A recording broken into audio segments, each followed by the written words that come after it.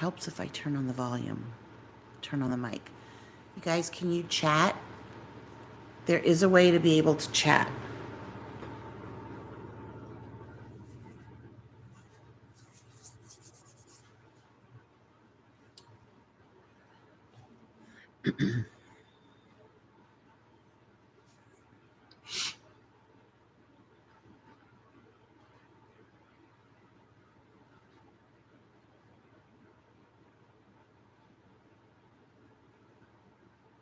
Two people are on.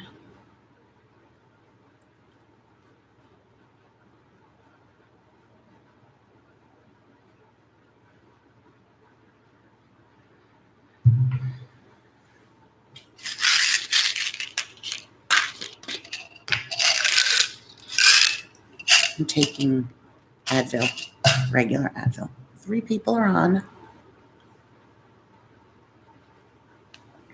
You should be able to chat.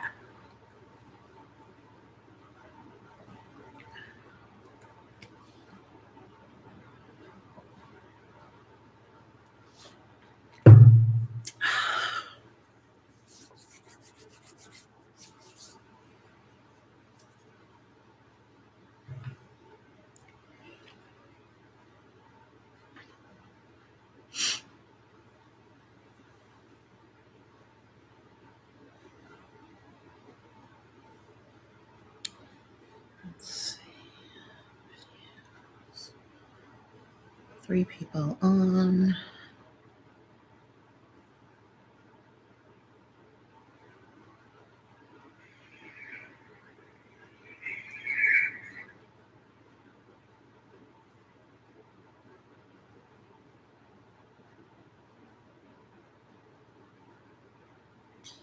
Okay, so I just sent something that said hi.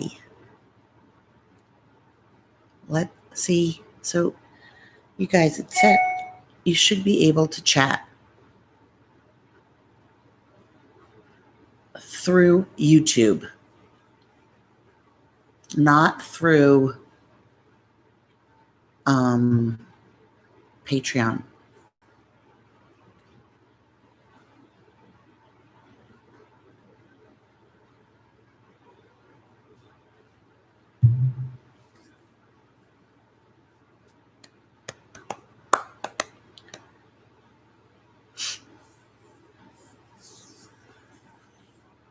Gucci, what are you looking at? What are you looking at?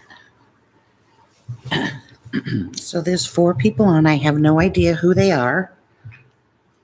No one's given a thumbs up to let me know that you can see me, hear me, whatever. So I have no idea.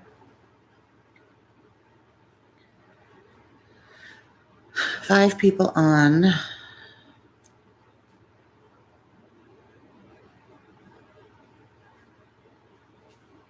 Can someone try sending me through YouTube, not through Patreon, a message? Like click on the YouTube button in the Patreon post.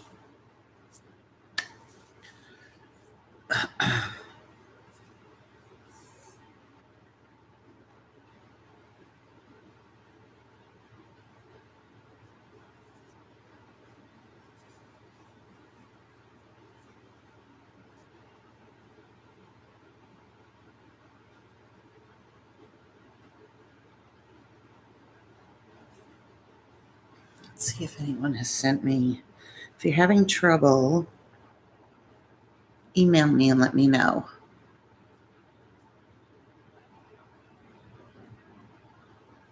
What is happening on your end. Email me at ll42863@yahoo.com and let me know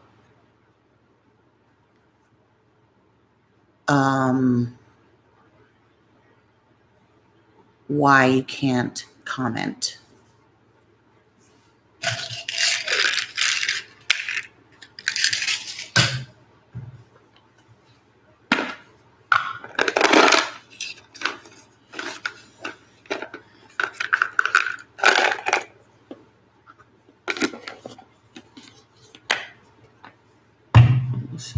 Let's see.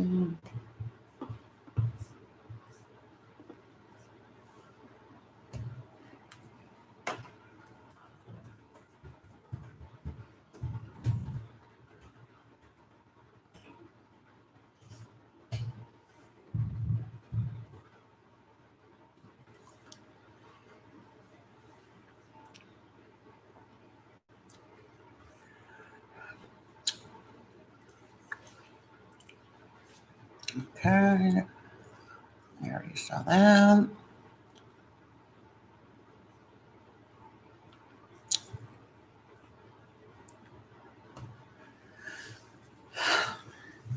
Okay. Tony, how did you just comment? Because 5 people are on and no one's commenting. If Tony J can figure it out, y'all can figure it out.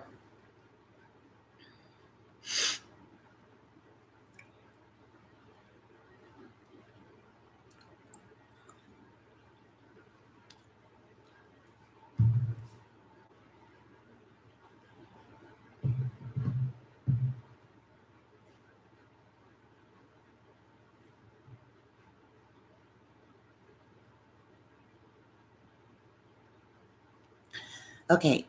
Since people are having trouble, can you be a little bit more specific? Are you chatting or typing through YouTube or through Patreon?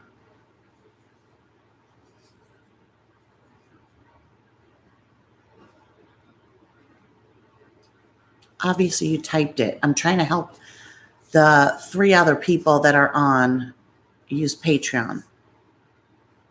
Okay, so I wonder why. Can you give a thumbs up right now so I can see if that works?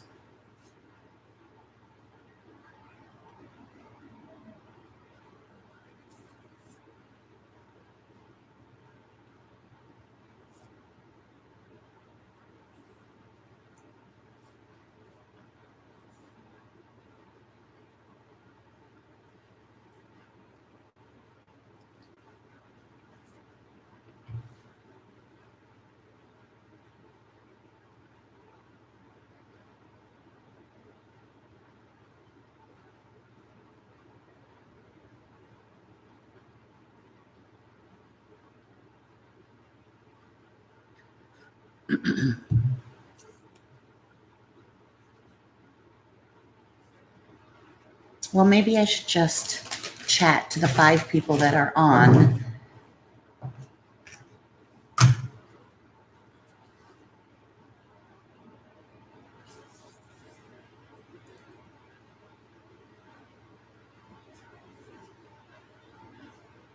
Yes. Yes to what?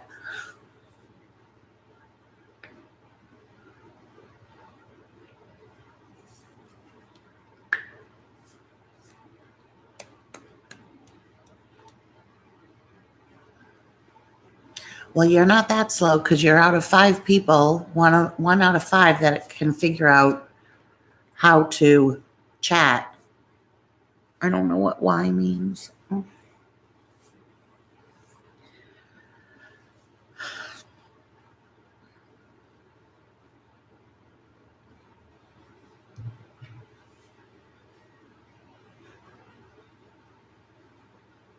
So there's like a 3-minute lag, 3-second lag, 10-second lag.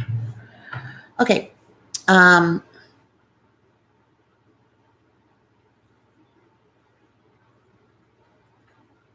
Sorry, Tony, I don't know what you're referring to because there's a lag. I would just like it if you could clearly type out how you were able to chat because there are 4 other people that are probably trying unless they're secret haters and they don't know how. So just like I typed it is not, it doesn't help anybody else because they're obviously having trouble. So where in Patreon did you type it?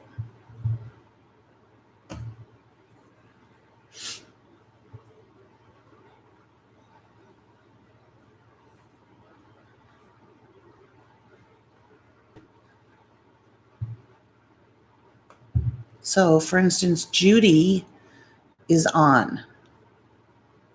Lene is on. But you guys are, I don't know why it's not showing up on the YouTube side of things. Can Lene or Judy, where are you commenting?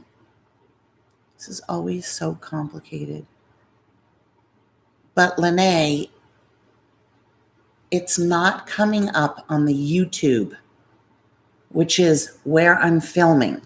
So you guys, don't comment on Patreon. Go into YouTube, this video, and comment. And let's see if it comes up. Lene or Judy.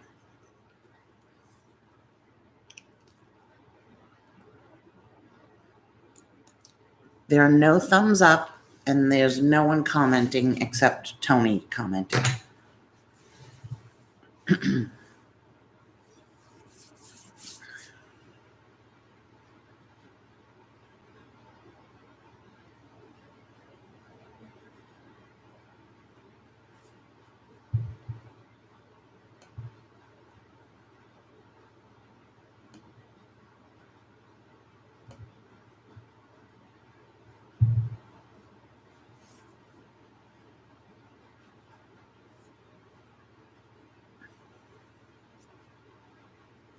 Okay, so you just got on YouTube. And did you just write that comment in YouTube? See, I never know what it's like to be on the other side. It's right under the video. Do not comment under the video in Patreon.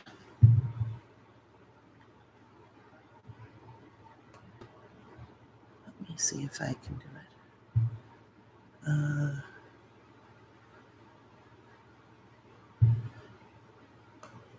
Hi. Okay. I just commented there. Okay, now you're on YouTube.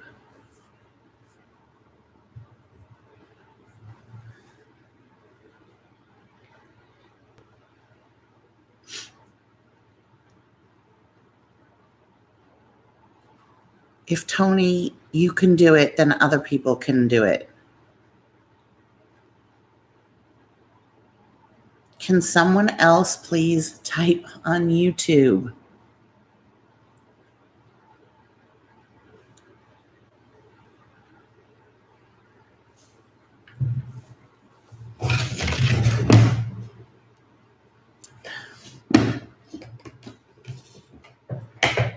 Yeah, I don't know.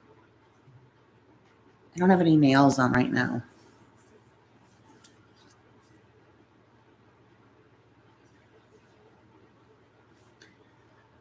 Okay, let me just say this. Let me edit this. Hang on.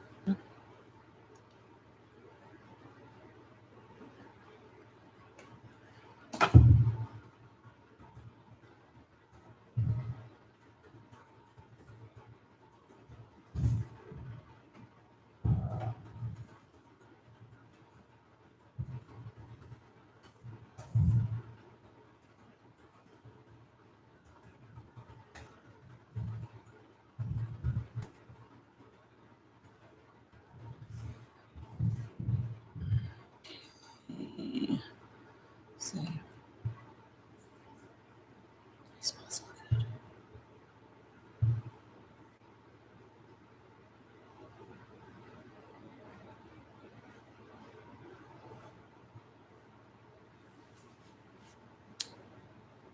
Okay. P. Sink, AC, Judy Martinick, and Lene. I don't see your comments unless you go into YouTube. Yay, Judy got it. Okay, what did you do, Judy? Did you go through YouTube to comment?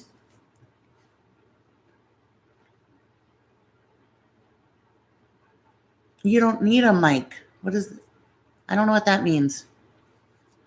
Judy, yes. Okay, everybody who's watching, you need to go through YouTube, not Patreon, to comment. I'm thinking of doing my nails now.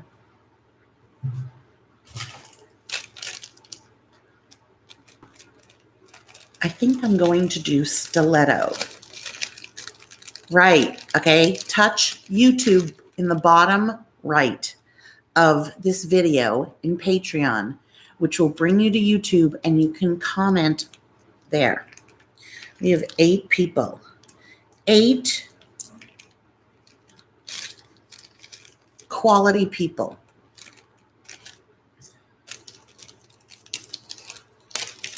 I'm getting out all my nails while I wait.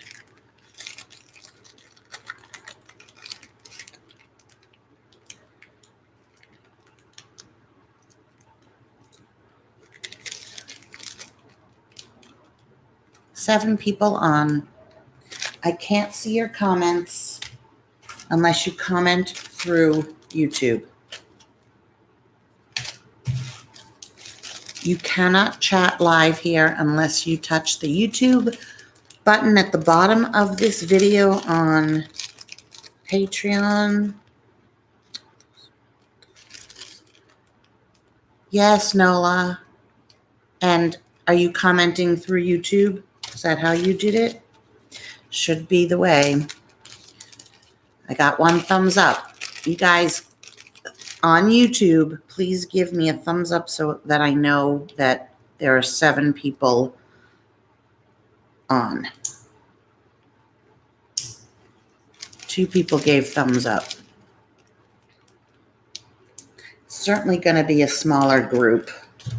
That's for sure. 8. Okay, I need 8. Where's my package of 8? 8 for stiletto. There we go.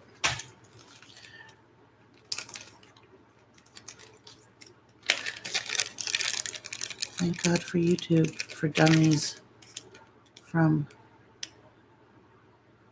I don't know what that means. I don't think anyone's stupid because I don't know how to do it. I didn't know how to do it either because I've never been on someone's Patreon. But 7 people are watching. Go to YouTube. 8 people are watching. There should be 8 thumbs up so that I know 9 people are watching. There should be 9 thumbs up.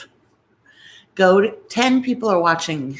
3 thumbs up. There should be 10 thumbs up or close to it. There could be a hater in there. 9 people watching, 4 thumbs up. Go to YouTube. Click on the bottom. See in the corner, on the bottom right corner of your screen, it should say YouTube. Let's see. What does it actually say? It shows. Let me see. Okay, got it. So in the bottom right corner, there's like a little settings wheel. Then it says YouTube, and then there's a square bracket. Click on YouTube.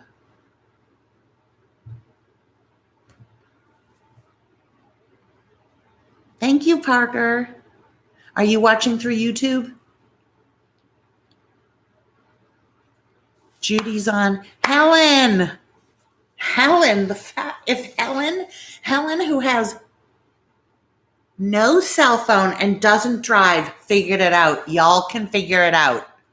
Can everybody please, so that I know that you can see it, give me a thumbs up if you haven't through YouTube. Jeez, oh my God. I'm just having the worst day in general. I'm just having the worst day.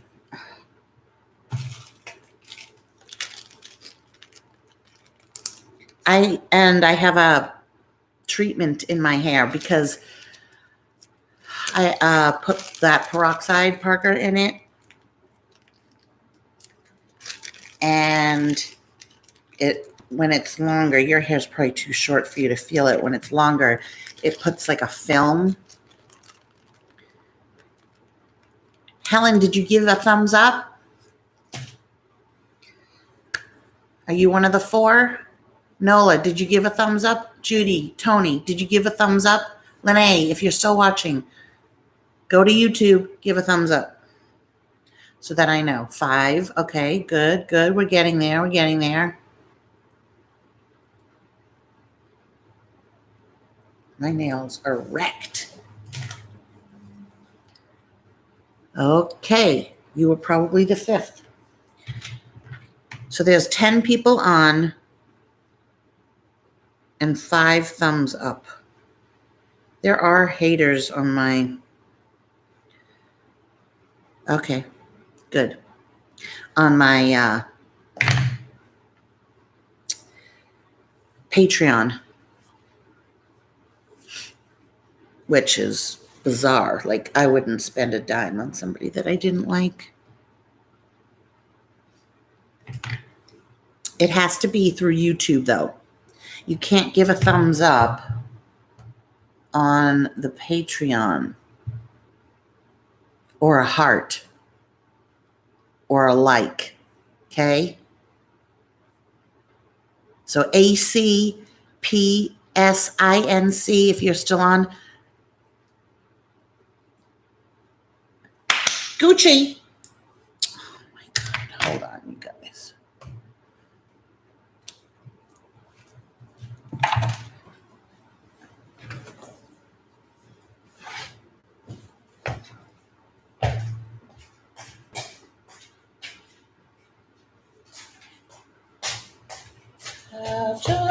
Still my nightgown. Oh, that's a schmatty now. All you can do is listen. There's no mic. You don't get a mic. This is just like a regular live YouTube video. There's no mic for you to talk. You just type. Hi, Mary.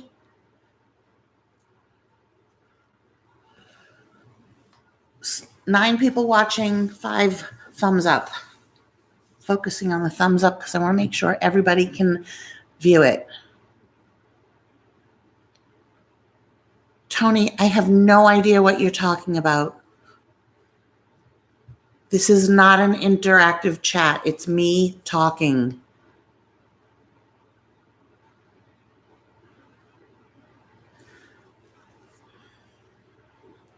I wish I knew. Parker, can you please send me a screenshot of the steps you took to be able to chat on here? Because Helen doesn't have a cell phone. At first, I was looking at the bottom of this page. See, I don't know what you're talking about because I am in YouTube right now.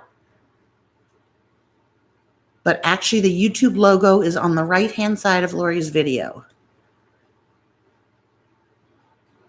And Tony, I'm sorry, I don't know what you're talking about with a microphone at all.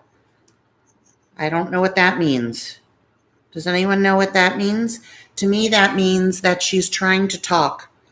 And that's not what this is.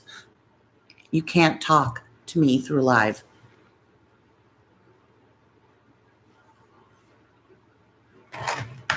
There are 11 people on, 5 thumbs up, 10 people on, 5 thumbs up.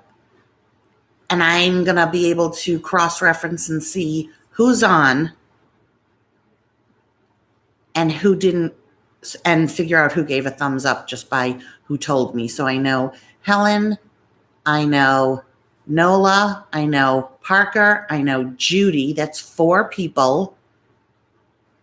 I know Tony gave a thumbs up, I believe.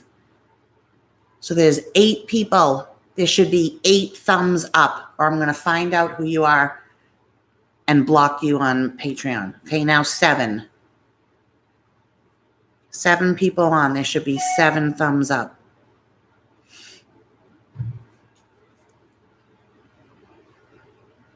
Because I can see who is on. This is okay. I'll look at it later so that I know, Tony.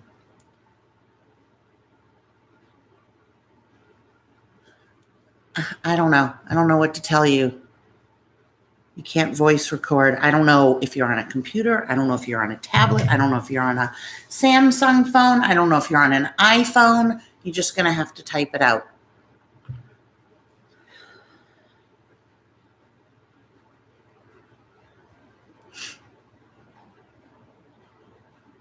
Our company would like to place a band logo on your car or truck for an advertising and pay you $500 weekly. Oh, yeah, right.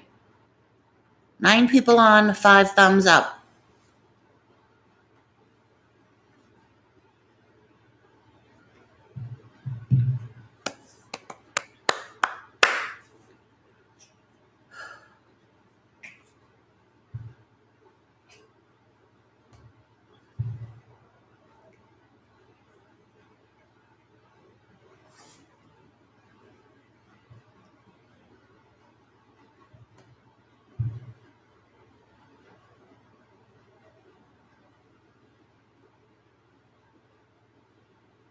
Through Patreon, I can see who is on and who's not.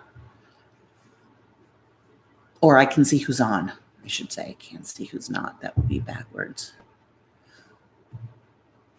No, Irma, there is a thumbs up. You have to do this. And you just wrote through Patreon. You have to do it through YouTube. AC. You're not in YouTube. There is lots of people are on their phone. Tony, are you on your phone? You guys are not going to be able to comment unless you go through YouTube.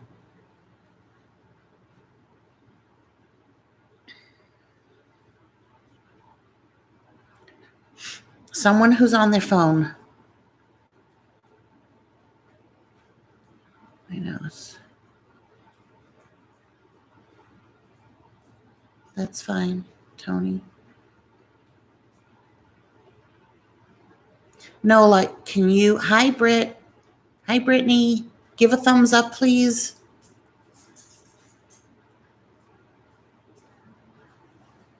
Oh, God, you guys are exhausting.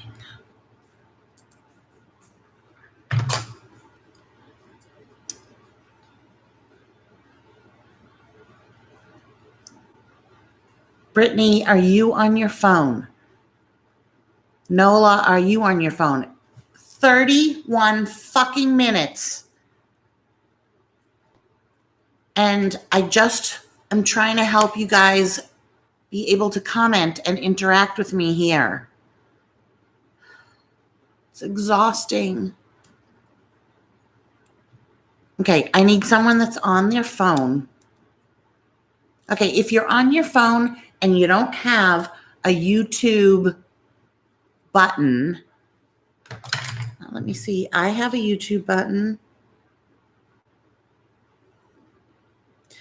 Go into, okay.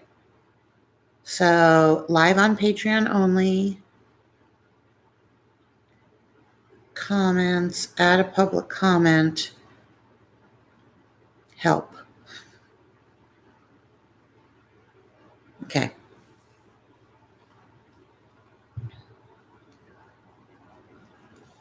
And there's a lag.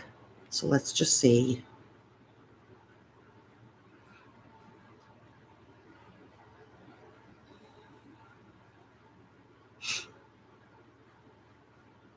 If I come up.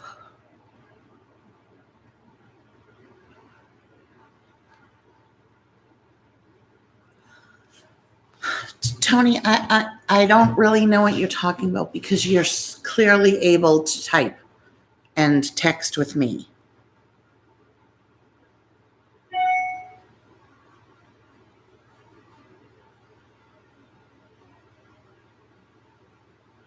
It might not let me do it because I'm on here, you know.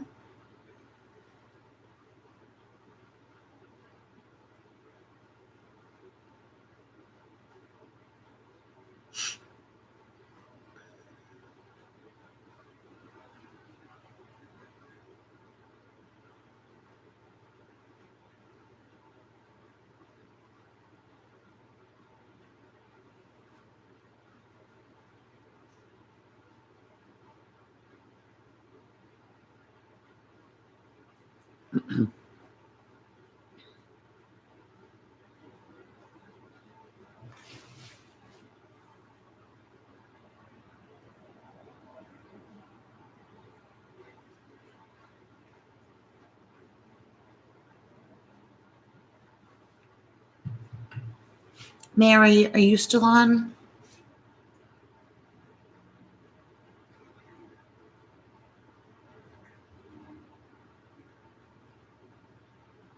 Yes, Helen.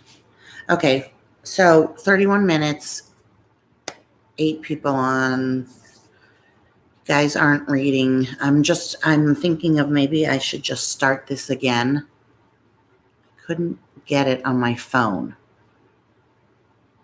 Okay.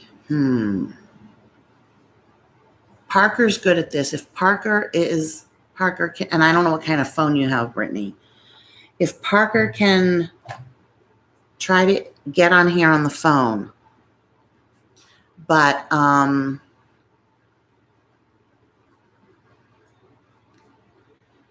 anyways, so let's see if there's other people live on Patreon. So Irma, you must be on your phone. You need to, if you want to talk to me, I cannot see it through Patreon unless I go back and forth. Same thing with AC. Whoops. Made it small. What's the date? Okay, I'm just trying to see 10 comments from your Patreon.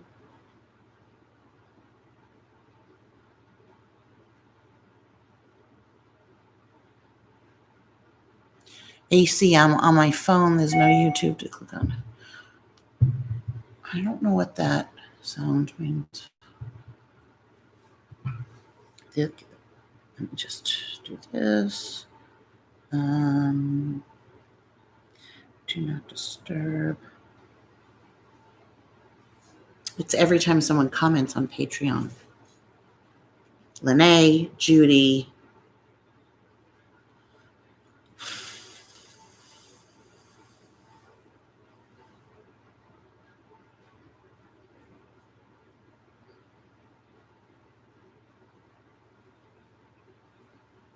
So,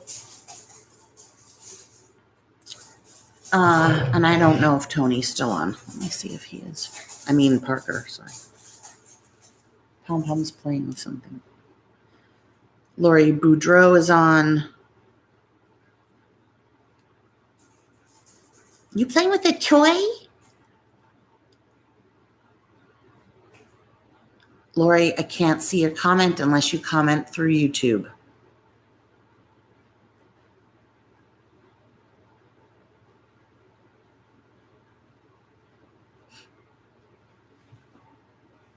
Oh, you switched to your iPad. Okay.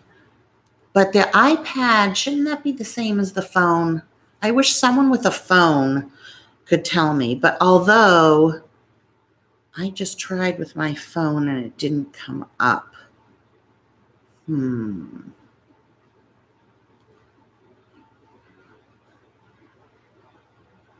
They can only watch if using a phone. Oh, they cannot text. Okay. He knows so much. Got it. So unfortunately, you can't text. I know. And it's so complicated. 37 minutes of this. Do you want me to start again or should I just start from now on?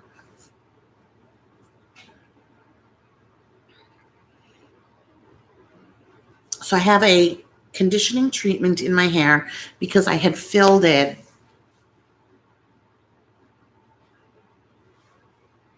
Got it, Parker. Okay. I had put a lot of the Sun Bum hair lightener in it. And then you go out in the sun. And it's basically hydrogen peroxide with some fragrance. So if you have blonde hair and you want to use like a sun-in, that's all it is. It's just hydrogen peroxide. Okay, got it, Brittany. So for those watching, so there are 11 people, I'll eventually see your comment if you want to comment, but it won't be live. So it says, are you enjoying YouTube? I'm going to say no. Thanks for your feedback. Okay, fuck you. I just, I don't know. I'm just sick of shit. I'm really just sick of all the shit. I'm sick of, like, I just posted on my community page on YouTube saying, stop telling me what to write in my diary. Because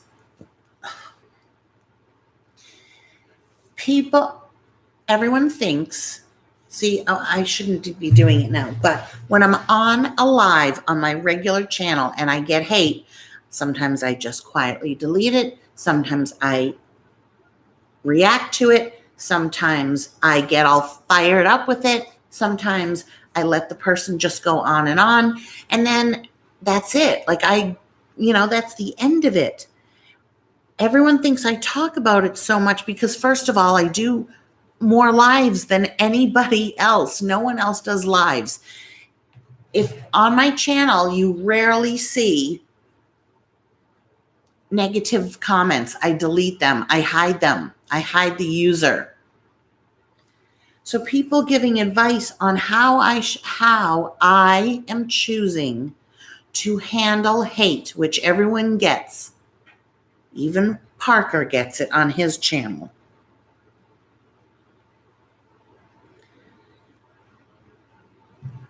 I would never tell him, unless he reached out to me and said, it's really bothering me, what should I do? I would never assume from a non-YouTuber how to handle what I want to handle on my channel, I just want to talk to you guys about this, though. I'm wearing this.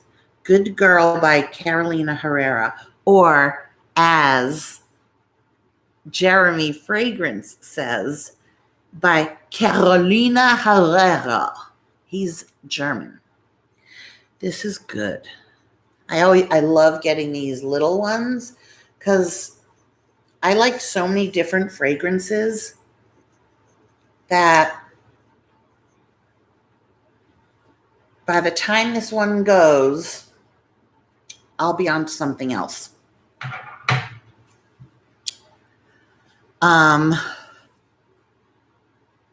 It's very sweet. It's really pretty. It doesn't last that long, though. What if I covered it with Juicy? I feel like smelling like a...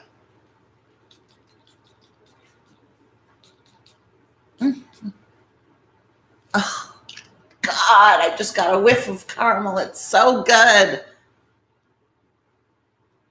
Yes, Nola, that's why I do Scentsy. Scent is everything. It can evoke a memory. It can create a mood. That is exactly why I'm a Scentsy consultant. The first note of this is caramel. It's like a piece of melted caramel. Pom Pom's humping her blanket. That's why I'm so passionate about Scentsy, because it's unlike a candle. A candle smells when you light it, and it stops when you don't. Scentsy lasts longer than a candle. The cube lasts longer than a candle. You don't have to blow it out. You can leave your house. You can go grocery shopping. No one's going to burn down. No, there's no soot, or toxicity put into the atmosphere. There's no harmful VOCs. So if you have birds, you can use Scentsy.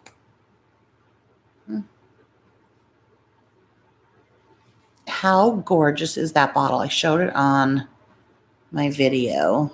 Oh my God, it's like so gorgeous. I don't know what I'm going to eat today, and I'm deciding if I should do my nails.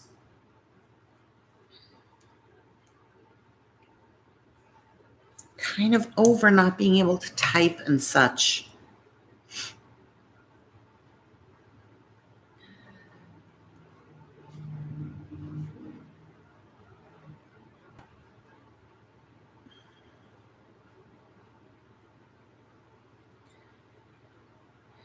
I'm just going to look on my Instagram. And now I just have to quickly look on Patreon to see if everybody, maybe I should write something.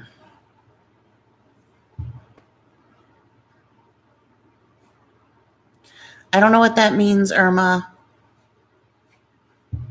When we comment, the video goes away and all we see is the comments. After post, it goes back to the video. I don't know what that means. Are you on a phone or are you on a computer? It's not happening to all the people that I'm talking to on YouTube right now. Let's see. Tony J is on, Judy Martinick, Parker, Helen, Nola, Mary, Brittany, someone named AC. I know, gorgeous bottle, right, Helen? So, Irma, if you're watching, you're either on a phone or you're not in YouTube.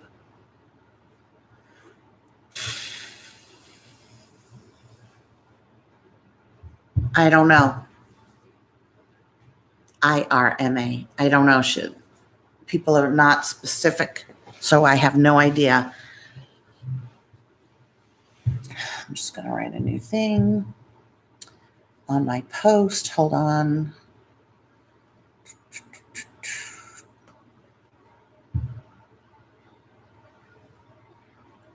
Okay. Edit.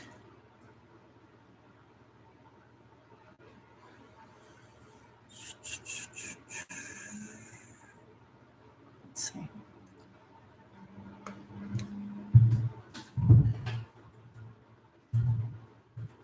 You will not be able to comment while I'm live unless you are not on a phone and are also in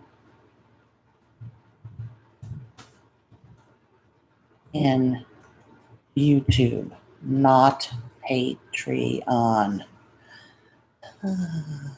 Save, notify patrons of this change.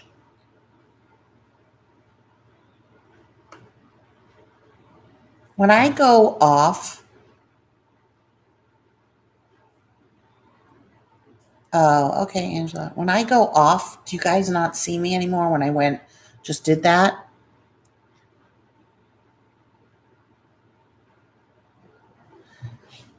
Irma is a patron, I do believe. Yes, she is, because she commented on Patreon. Tell her to hover over the bottom of your video and she will have to, okay, Parker, thank you. And she will have to click on the YouTube logo. But if she's on a phone, see, you're not on a cell phone, Helen. If she's on a phone, you cannot comment on my Patreon while it's live. You can comment on Patreon. I'll see the comments, but you won't be able to interact right now. Do you get it? Tony, I'm sorry, Parker. I keep calling you by your name. Do you mind? Do you have a Kroger brand grocery store near you? Because the best, I think, pizza, the best frozen pizza is 88 cents to $1 there.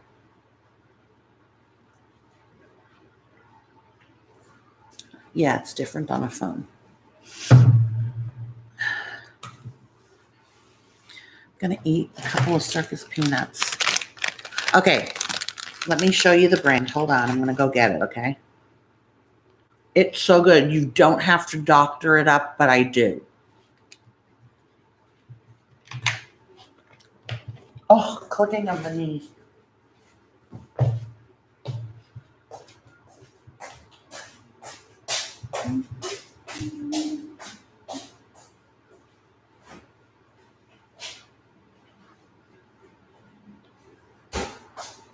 Okay. I'm going to actually make this now. So,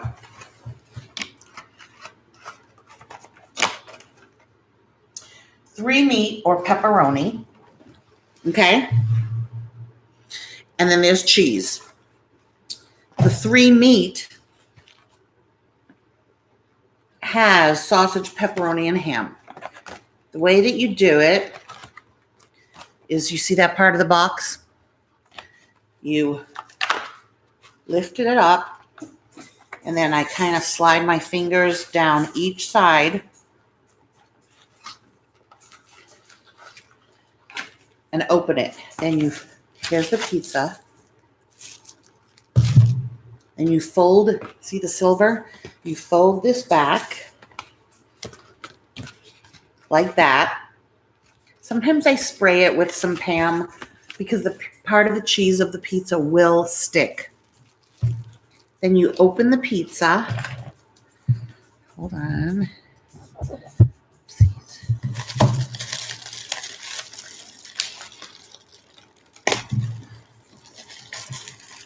And I open it carefully because there will be pieces of pepperoni that will fall off. That's the pizza. See the underside? You put it on here. Then I add cheese to the top. And it's 3 minutes in the microwave. And it's 88 cents. Now, let me tell you the calories.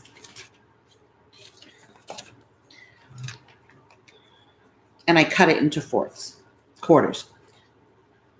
One pizza is 510 calories. That's this one. Bella's walking around. The pepperoni is 540. I'm going to go make it and then come back, okay? It's a perfect size. And if you put that, I put feta on top. I put that weird cheese that you told me about that I love so much now. I put that on top. Bella, go lay down, find your bed. I put it on top and then I microwave it. So let me do that. Hold on. Because I have some of that queso fresco shit, whatever it's called, which is a bitch to open. Water comes out everywhere. Hope you guys can hear me. Okay. Then you have to cut the entire package. It's such a fucking thing. So annoying. Ugh. Okay, and then I get a container to put the cheese in with all of its water. Okay, we do this. Already 5:30, and I've done nothing except hate life right now. Hate life. Okay, breaking apart the cheese. Hope you guys can hear me. Hope you can hear me. It will be worth it once I'm done. When you see this amazing masterpiece that now I've made into 1,000 calories, literally, by adding all this cheese. But seriously, what is life without cheese? Well, it was a lot thinner. Life was thin without cheese. Why? Why cheese? Why are you so fatty? 3 minutes.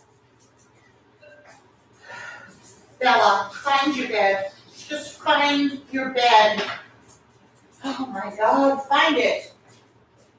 Smell it out. You're a dog. Bella, you're walking into the wall. There you go. Here's your bed. Stop. Right here. Here's your bed. Come on. Go lie down. Go lie down in the bed. Lie down. Oh my God. Could you guys hear me? Oh, good. They can't give me there's only 10 people, and I'm going to guess 3 people. I wonder if you guys can give super chat. Go lie down. No. Go lie down. Lie down. Lie down. Lie down. I have to say it low so she can hear. Lie down. Bella.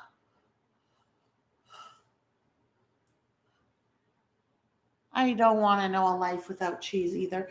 Parker, like really, when you say that you are going to come here, why don't you come here? Break your lease and just, oh my God, life would be so different if I had just one friend here. Just one friend. Is that too much to ask? Go lie down. Lie down. Go lie down. Oh my God. Dog. She cannot hear me. I don't know. I honestly don't know what to do about her. She's been hurting herself. She bumps into walls. She fell off her little bed, which didn't hurt her, but sorry if that was probably.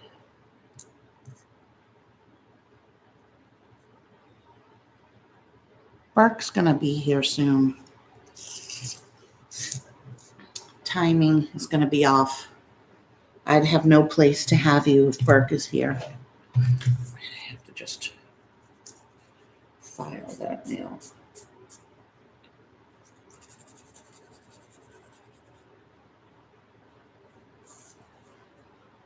That would be double dipping if you could super chat. I would never expect people to super chat. I was just wondering. So let me tell you a couple things I'm really bummed about. So one of my friends, YouTube subscribers, customers for Sensi, like a friend, we text, kind of like you and me, Helen. 3 minutes, but I'm going to let it cool down so that the cheese solidifies back together. Oh, that's really cheap, Tony. I mean, Parker. Fuck.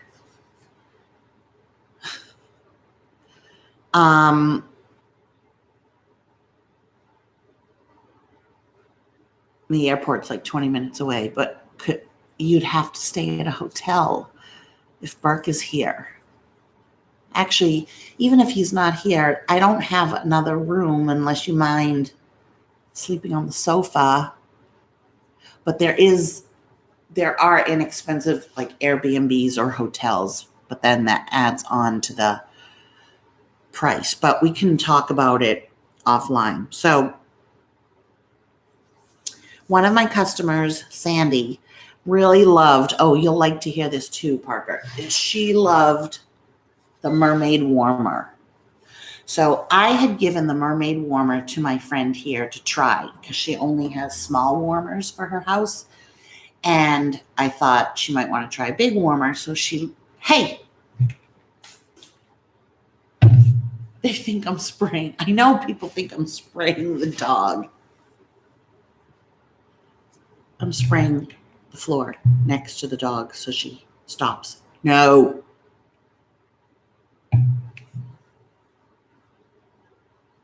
Okay.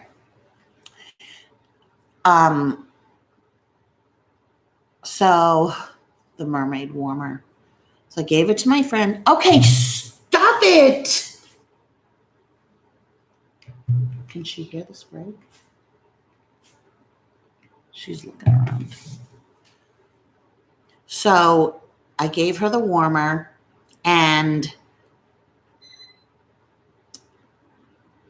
she didn't have room for it. The same kind of way that you said you don't have room for it, which is a bunch of baloney that you don't have room for another warmer. You make room. You make room for your warmers, okay? They are very important. You would make room for a candle or whatever. You make it. I'm not spraying Bella. I am not spraying Bella. This water is actually spray for the gecko's cage. I am not spraying Bella. I'm just going to say it again and again before I start getting shit in any way, like from anybody. I keep forgetting, but I'm on Patreon. You guys know I would never spray my dog. Hold on.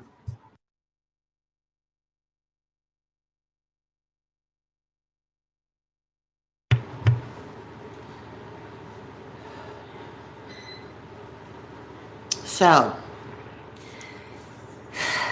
you make room for it. You cluster it with decorations in your house. You can make it higher by putting it on a stack of books. You can put, okay, anyway, so she didn't have room. So she gave it back to me. It's so gorgeous. It's sold out. And at the time that she gave it back to me, my friend Sandy was like, I wish I could find the unicorn mermaid warmer. So I was like, well, I have mine. So she's like, would you sell it to me? And I was like, I do love it. I love it so much. But frankly, I need the money. Like, I'm not attached to things anymore. And I know that there's going to be another Scentsy warmer around the corner that I'm going to love just as much. Like, I know it's your favorite warmer, but as a Scentsy consultant, like, my favorite warmer is the Himalayan salt warmer. I will never, ever get rid of that. But the mermaid warmer was nice. I used it. I'm done with it. The money was more important to me. Plus, she really wanted it. So I sold it to her, and I wrapped it really well, so well, bubble wrap everything, and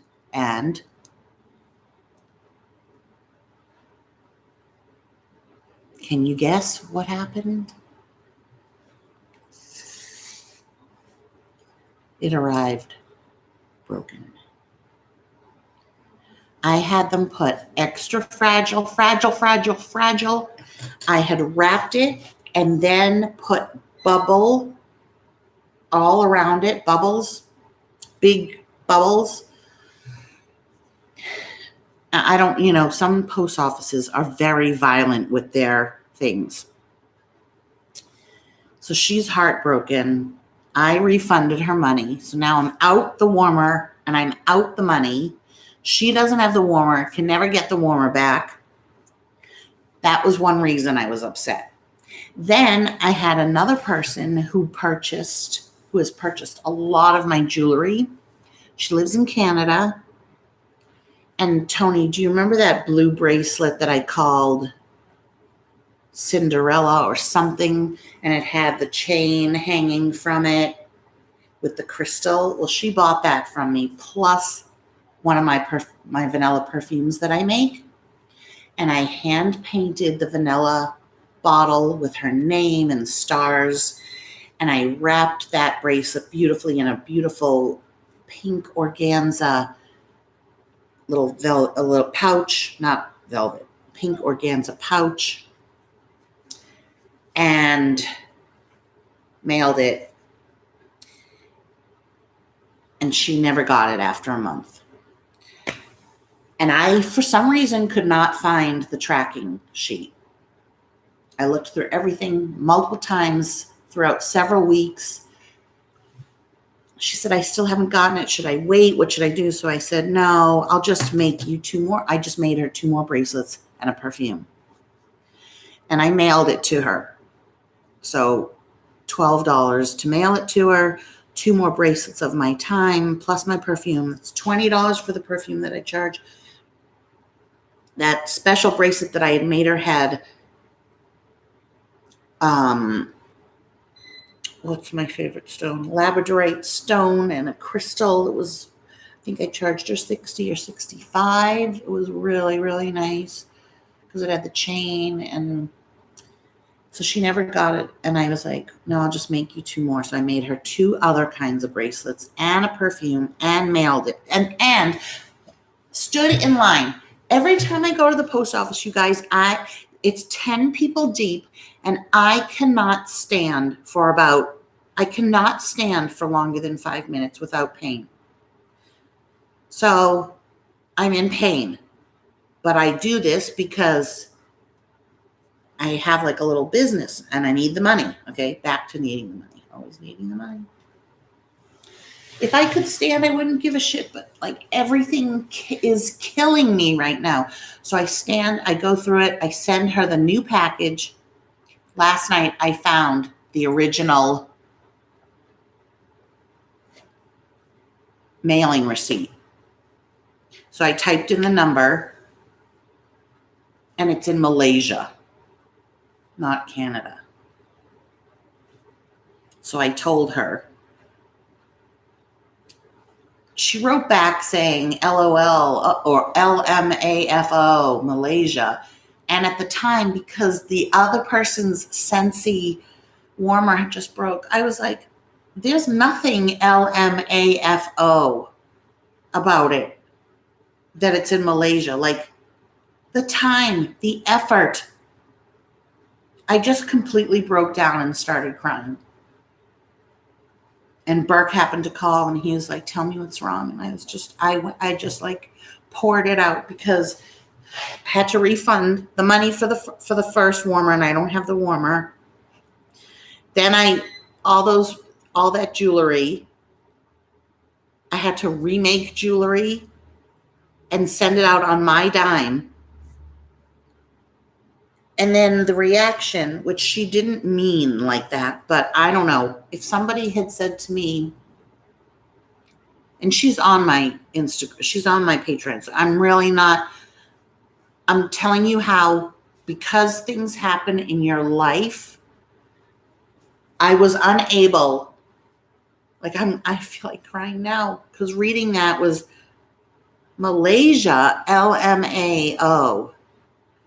And I thought, when I was already so upset about the other thing, that I was like, why is she? So I said, I don't know, but to me, it's not funny. It's all of my hard work, and even just the simple thing of going to the post office and standing there and mailing it twice and paying for shipping to Canada on my dime. I mean, filling out the custom forms. Like, I'm not a business, you know what I mean? Like, $12 to mail to Canada. And she's bought so much for me that there are times that I'll say, let's split the shipping. I did it with the warmer too. I said to her, you know what? To Sandy, you've purchased so much from me. Pay me for the warmer. I'll tell you how much shipping was. And I split it with her. Because I know people are going through hard times, but they want nice things. So I do the best that I can. Now I had to refund for the warmer. I don't have the warmer. I had to refund her for the shipping. The shipping of the warmer was $15. So I spent $15 on that.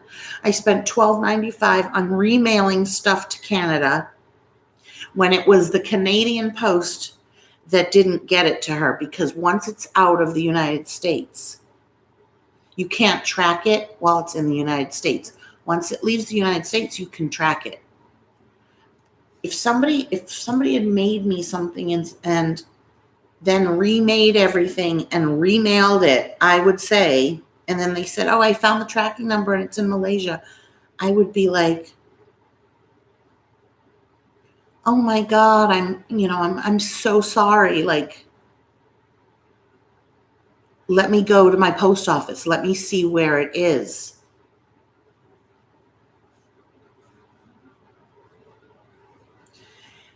So when I wrote that back to her, she was like, no, I wasn't laughing about that. And I understand. And everything is fine between us. It's just that the initial thing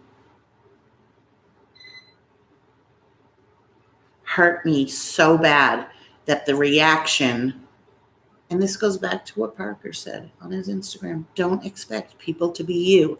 And I love this woman. So I'm saying she has purchased a lot from me. That is why when she didn't receive it and she was like, should I still wait? I was like, no, I'm just going to suck it up. I'm just going to mail her new bracelets and a perfume, which I did.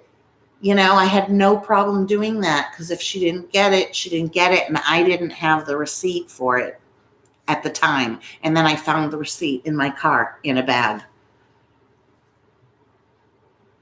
So I'm just telling you why, so right now, even talking about it, I just feel like crying, because I feel like, exactly, Nola, like I feel like the world is crashing in on me. And everything always goes back to money with me because I'm always struggling. I'm always struggling. I'm tired of struggling in every sorry you guys, I didn't expect to do this. I'm just tired of struggling in every aspect of my life. I struggle and that was Lizzie.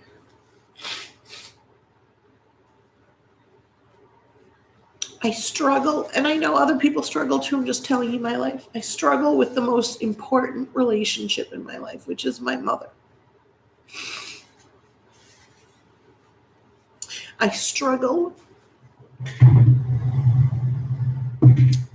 to pay my bills.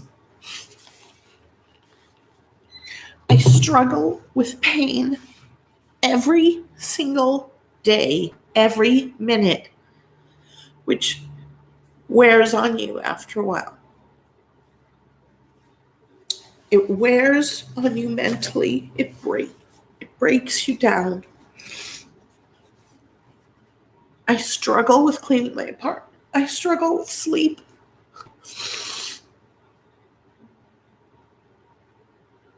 I don't have one area of my life that is just good. You know? Like, imagine if I didn't have money problems, right? And I had enough money. I'd be able to go to a dentist and have my filling fixed. I'd be able to go to doctors and not worry about the copay. Or I'd be able to pay for physical therapy to help me with my sciatica or my knees. I'd be able to get a cleaning person so that I don't have to also clean. Okay? So that's if money was not a problem.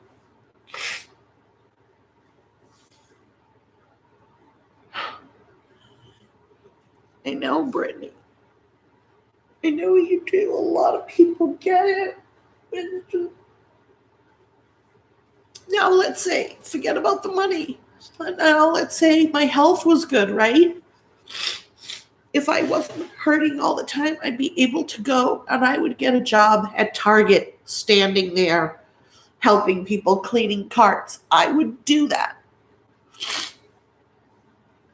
I would work somewhere but I can't stand, And so when these little other things happen, and I'm not even telling you half the stuff, car insurance and my car tires are bald and I have a crack in the windshield and the door doesn't work.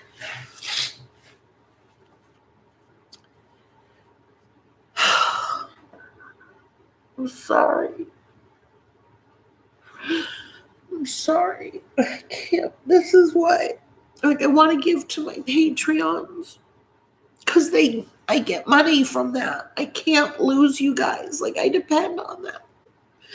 This is why I wanted a part-time job because I hate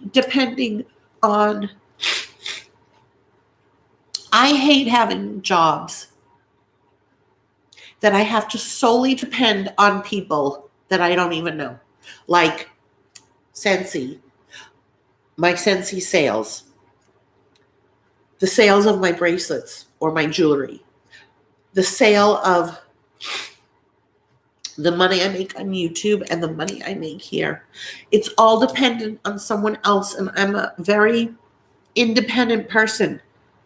If I had a part-time job that I could go to and depend on myself, because it would be up to me to go to work every day and make that money, but to rely on YouTube, Patreon, like when somebody removes their $1 pledge from Patreon, I feel it.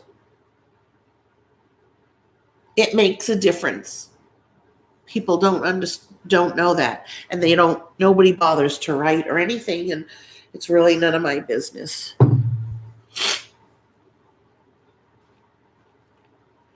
It's none of my business. They don't really have to write. Like, let's say I was watching someone on Patreon and I just didn't like their stuff anymore. Like, why do I have to have a confrontation? But like, it's not just one person that leaves with $1. It'll go 5 people. So there's $5 a month. It all adds up. I buy myself 88 cents pizza or 4 for $1 ramen. Then I find out that my son bought macaroons for his girlfriend and a pair of shoes for his girlfriend and a bagel for his girlfriend. And I give him $25 a week to help with his expenses. And it just made me so sad. That's half his car payment a month that I'm helping with.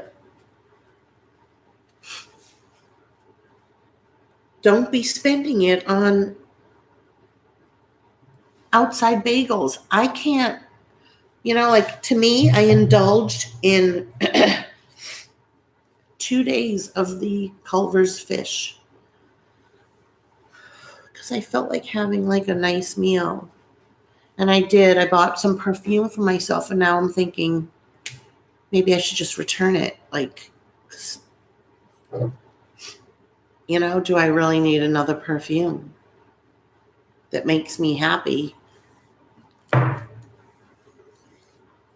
don't know. This is the most depressing Patreon. And then I know haters will think that I'm grifting, begging for money, and I'm not. I'm just telling you my life right now. And it's just depressing, I know people have their shit too. And I've always said, like, one thing doesn't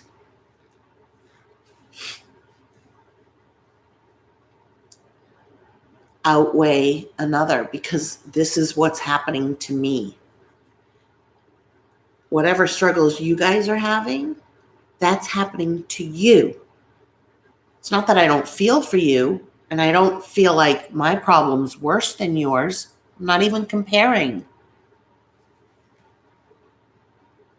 It makes me happy, but I can't afford to I can't afford it. I can't pay him $25 a week plus get good groceries, like real food.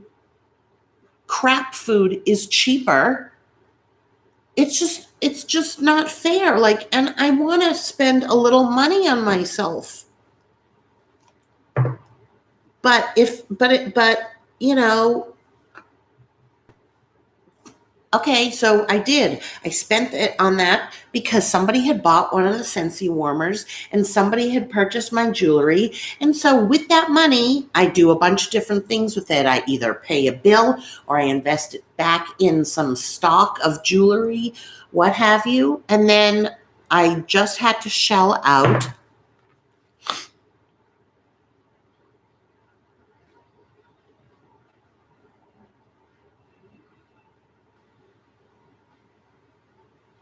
$142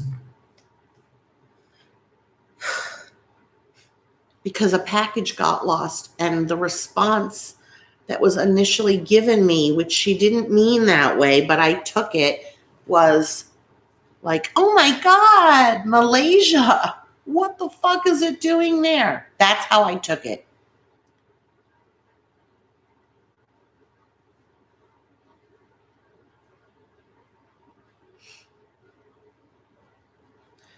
So I have a whole bunch of jewelry that I want to make. I have car charms that I want to make. I have things that I want to sell. And I'm just like,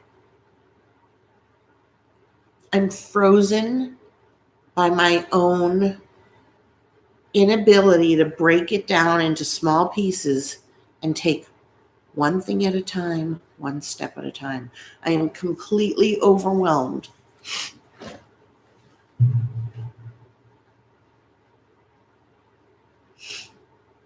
And, the way that everything is outside is so bad for everybody. I'm in a place that I don't even know. I have one person that was a subscriber that I'm friends with. She has a job, she has a life. Can't depend. I don't even assume to depend on her for anything. But other than that, I don't have a single friend here. And you guys know me, like I would normally be going out, making friends. I've made friends everywhere, but I don't even have that opportunity. So there's that. It's like everything feels so huge. I have a TV in my living room. I only got one cable box, but I have another TV in my bedroom. And lately I've been really saying, I've been wishing I had the other TV set up, because sometimes I just want to lie in bed and watch TV.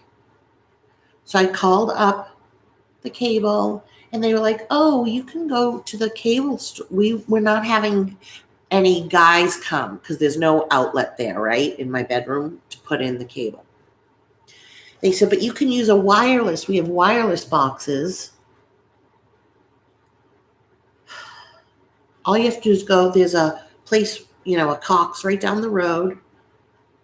Bring your old one and we'll give you the new one. It's easy. You can set it up yourself. I'm like, can I really set it up myself? They said, yes, we walk you through. It's really, really easy. So I unhooked everything, undid everything, got the box, put it in the bag. This was a while ago.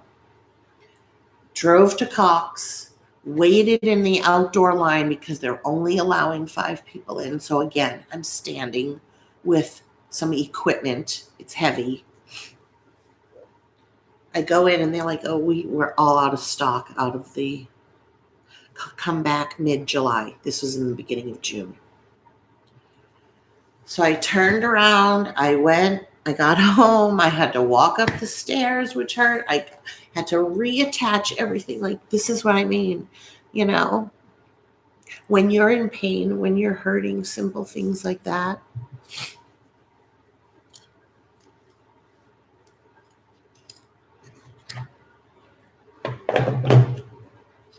And all I want is just a TV. I have a TV. I just want a TV in my room. I can't bend. I can't bend my knees.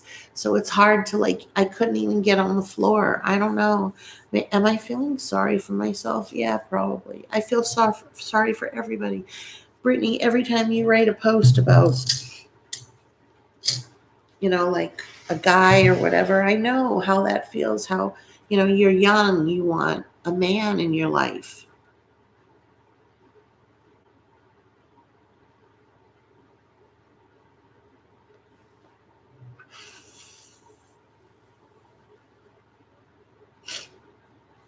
Are you guys still there? Do you want to see the pizza?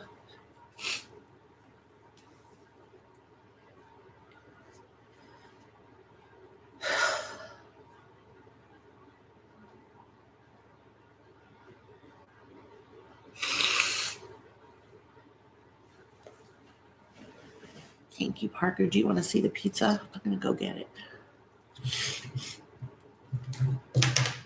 Seriously, that's all that needs to be said. Just big hugs. Don't try to fix it. It is what it is. It's how I'm feeling. I share my real life with you. And then add the cherry on top is dealing with insignificant either haters or people that don't understand that I want to address things that I want to talk about. I don't want to sweep it under the rug like all the YouTubers that keep their channels pristine. It's not real. I'm all about being real. I want people to know. I want people to see. I want people to see, and I want to address it. It doesn't matter. I don't go to sleep and thinking, oh my God, oh, the haters. No, they are just like the cherry on top. Like an annoying annoyance, such an annoyance. Love the hearts. Okay, the pizza. No.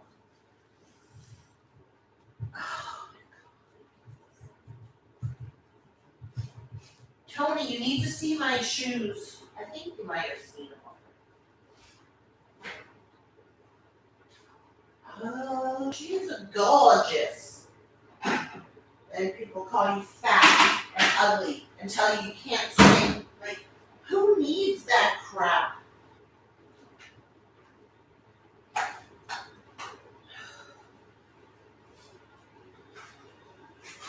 This is going to be a bitch fest. That's what it is. I'm calling this a bitch fest. I'm going to open up that chat and you can all bitch and moan and complain about whatever you want. Let's do it. Let's indulge in the bitch fest. Let's consciously indulge. I could put cilantro on it. I don't feel like it. And being critiqued about every single thing you say, you do, you wear.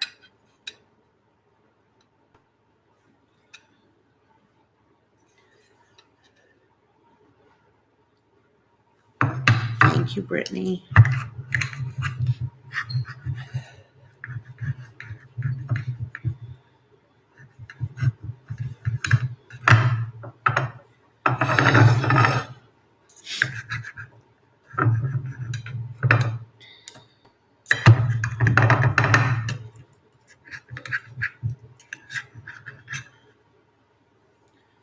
I don't feel like a breath of fresh air right now. Okay, eating sounds.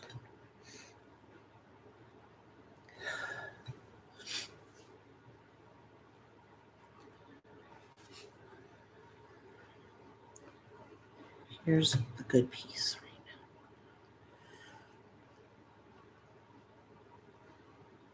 now. So you could get it crispier if you kept it on longer.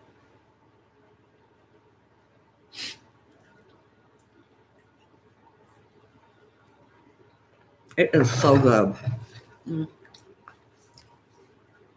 Oh my God, with that queso fresco. So good.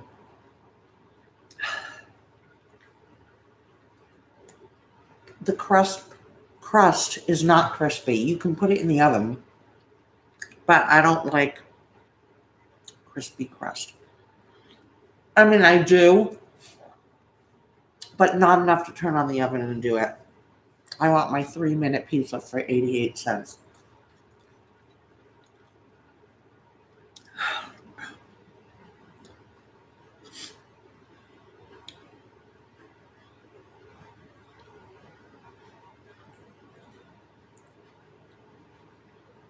Brittany, what do you do for work? This is a girl who puts herself together. I won't say every day because I don't know, but big props to you for putting yourself together as much as you do. And she's a single mother of a really cute little girl.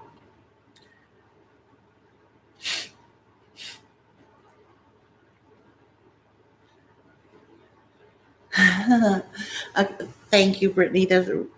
I don't get it because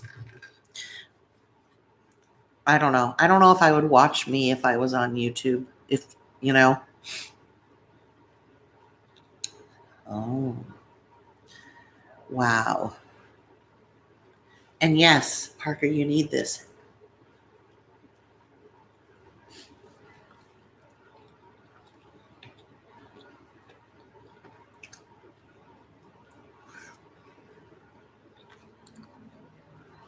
Is your daughter's father in her life, Brittany?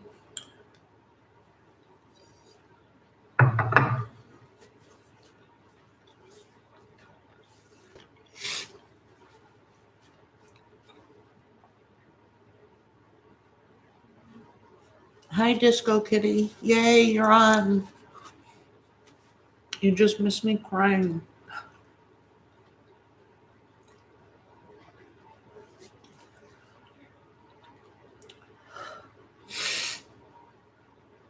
It was so funny, Parker. You were like All those white claws were lined up, and you could clearly tell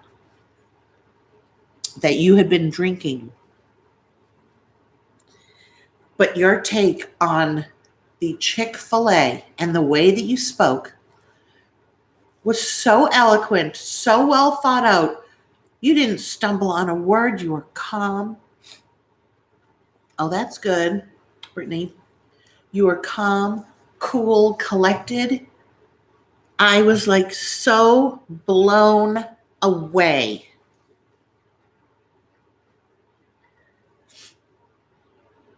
Because I lost a friend. Because on an okay, so listen to this. This was years ago. I do tons of Instagram posts, right? My friend Sam, gay. I've always been you guys know, I'm always very supportive. You came off so clear. I'm such an advocate for gay people, for that whole LGBTQ question mark, I think there is now. I don't know. They keep adding letters. To be all inclusive. I'm all about, I love gay people because I think it takes tremendous strength to be authentic.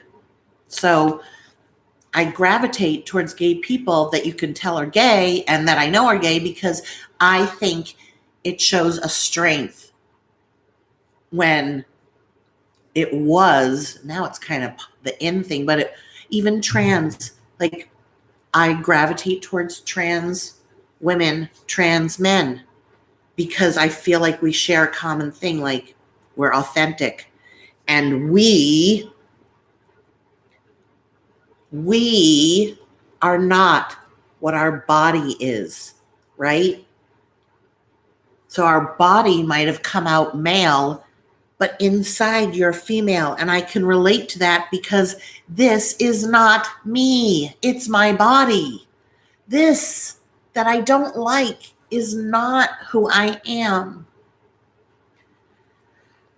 Okay, so back to Chick-fil-A. So I love Chick-fil-A. I knew all of the controversy with Chick-fil-A.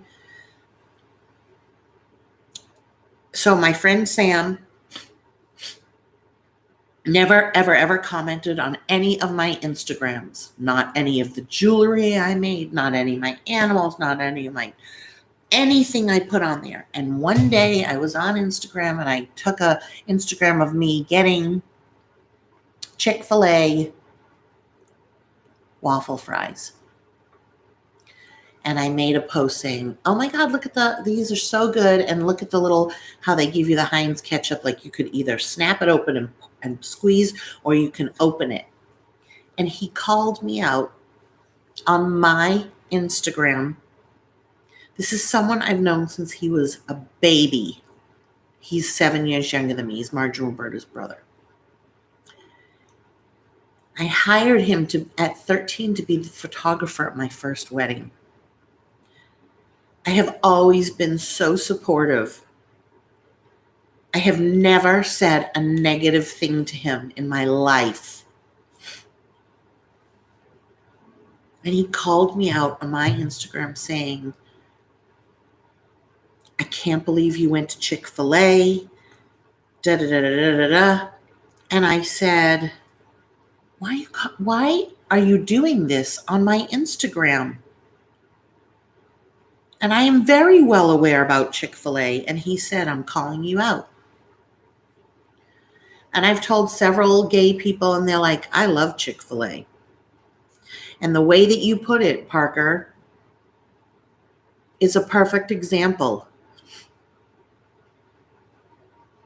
Maybe indirectly. Okay, so the head, the CEO of Chick-fil-A is homophobic, or he could be a Republican and you're a Democrat, or he could be a racist and you're a black person going there. Are you supporting him? Maybe, like you said, but he's so far away. You're really supporting the actual people, the $14, maybe even $10 an hour person that takes your order. That's who you're really supporting.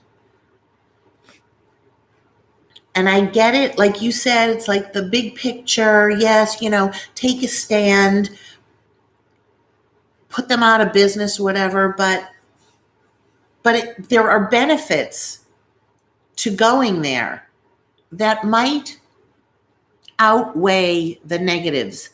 Like by going there, supporting your local Chick-fil-A, supporting all the people that work there, keeping them with jobs,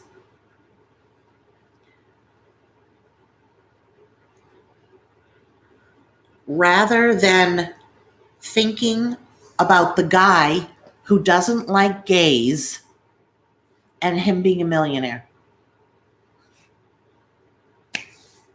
And like Parker said, like he has a right. I mean, I wouldn't say it. Parker's calling me. Hold on.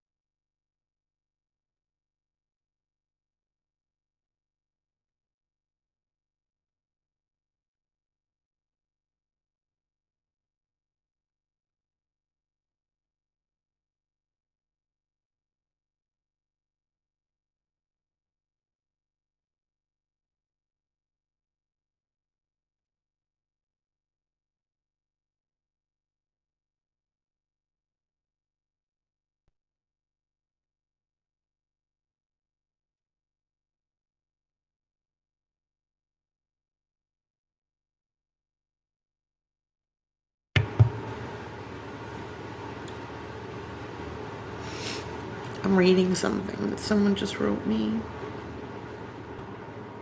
Sorry, guys, I was on with Burke. Burke is he needs me every single second of every day to help him with a relationship problem. Wait, I just want to read because one of you wrote me something. It's going to make me cry.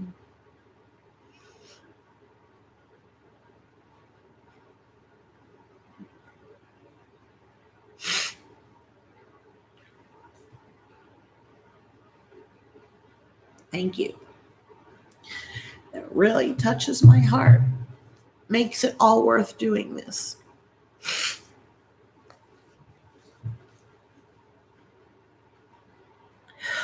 We've all felt that way.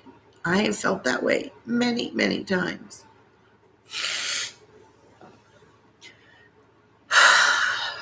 So, Parker, if you're still on, what did you think of that Chick-fil-A that my friend did that? So I blocked him and I haven't spoken to him for years. I just think that, like, if he had a problem with me,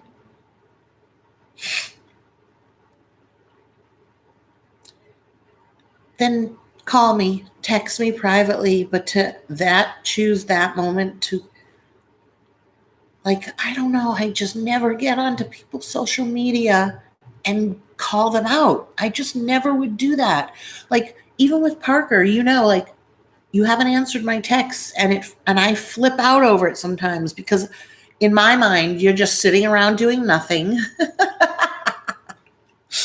And you're just not answering my texts for like 5 days. And so I'll be like, I'll send you a sarcastic text like, so how do you do that? You just ignore somebody when they write you? And thank God you never get defensive or anything. I'm just like feeling really bad. And then it just so happens that you're not just the only one that's ghosted me that week. But I would never go onto your YouTube channel and say, what the fuck, Parker? So you're doing a YouTube mukbang, but you don't have time to call me back?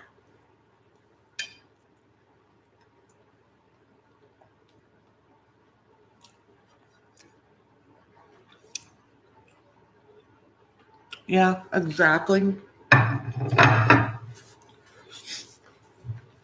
And also, I didn't have a problem with him speaking how he felt.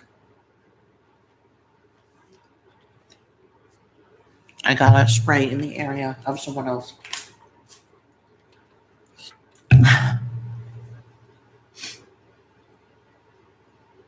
But if he had just called me and said, Lori, it really hurts my feelings that you did that. I don't know if I would have I don't know what I would have said. It would have been different, and that would have been kinder.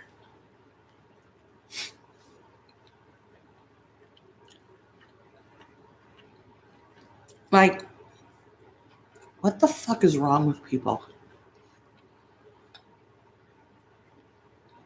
Social media has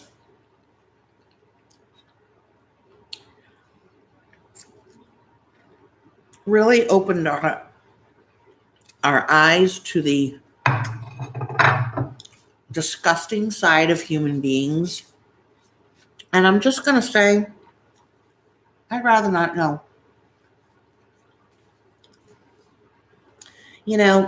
Back when the Kennedys had an affair with Marilyn Monroe, presidents did this and that. We didn't know because it wasn't social media. I think it's better to be an ostrich and bury your head in the sand sometimes. Too much knowledge about what's going on. Like, who the hell cares if the president slept with Monica Lewinsky? I don't give a shit.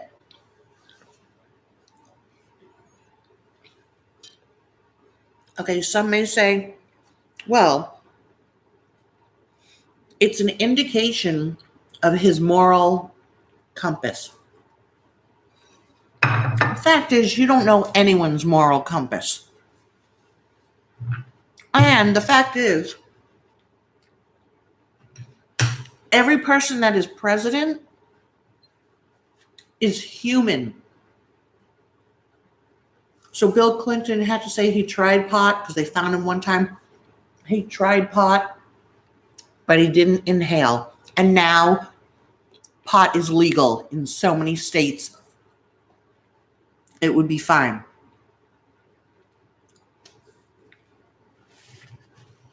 I don't expect the president to be perfect. I don't expect the president not to have marital problems.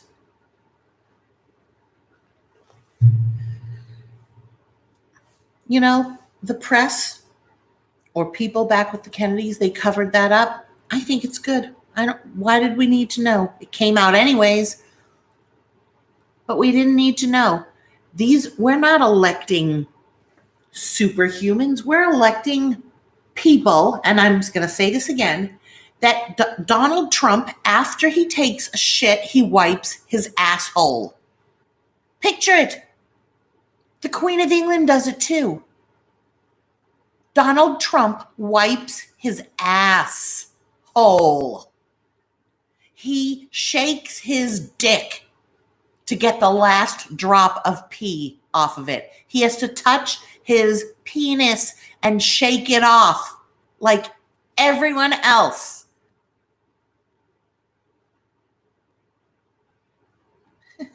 Moral compass was pointing north.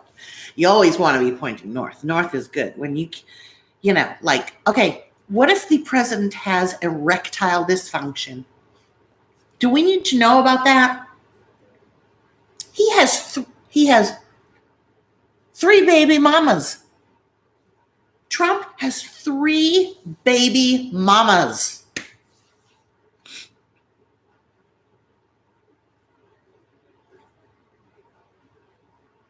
If that was a regular person walking in the street who happened to also be black,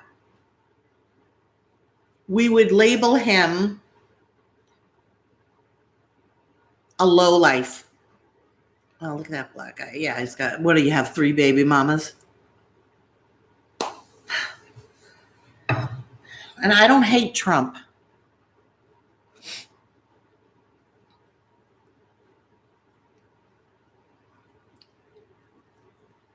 And he's not the be-all and end-all. Like, I don't know, isn't the president almost just like a figurehead at this point? We've got Congress. They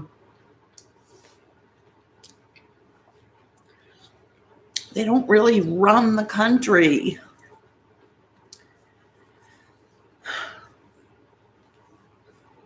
I don't like him. I didn't vote. I'm not going to vote.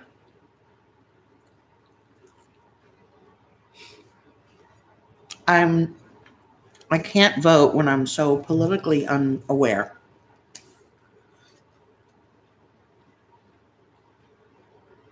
Should I be politically aware? Maybe. But I'm not. I don't want to be. I honestly do not believe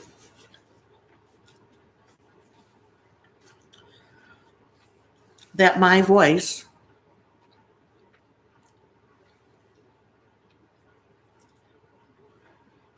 has power. And then there's the electoral votes. So in essence, you don't.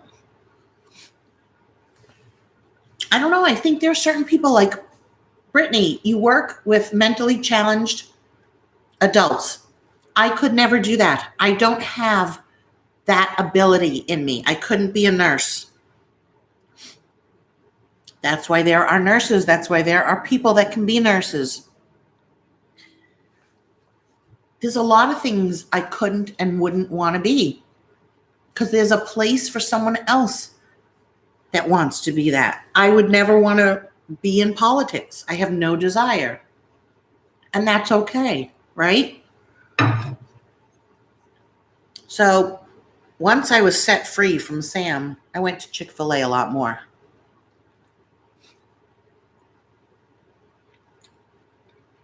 Now, I have to sneeze.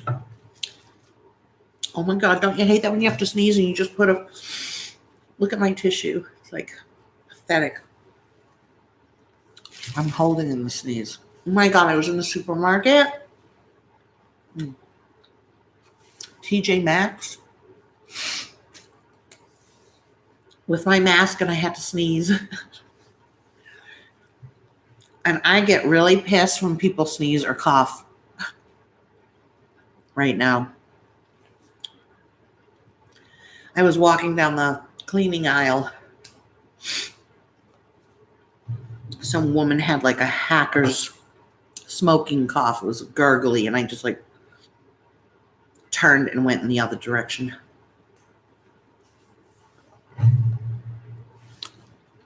And I thought, what nerve she has to cough like that in her mask.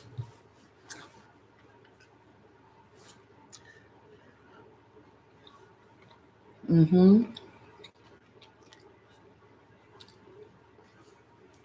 Or Brittany, you just don't want to. Maybe you would be good at it, but you don't want to. So I don't want to watch the news. I somehow kind of still know everything that's going on. I don't want to base my thoughts on something that's filtered through to me that has a biased point of view or an agenda or gets paid or whatever. So I believe like through osmosis, I knew what you meant by sales. Through osmosis, I seem to keep up with what's going on in the world. And then I make my own decisions and my own thoughts. And I might even change my thought process depending on how I feel.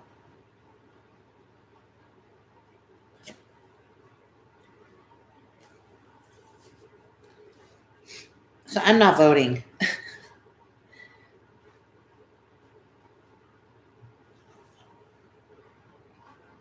And I don't expect my president to be perfect. Excuse me. That's what happens with weight loss surgery.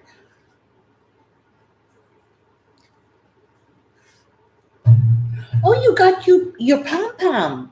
Hi, baby. No, can you go over on the other side? Come here. Come over here. There it is. Look, no, pom-pom. Look, look. Oh my God, I hate that so much. Look at that on my body. This is where my arm ends.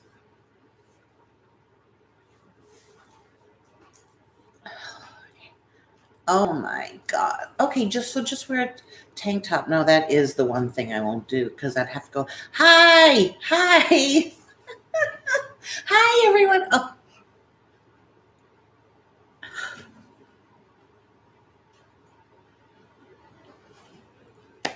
All right. High five, Brittany.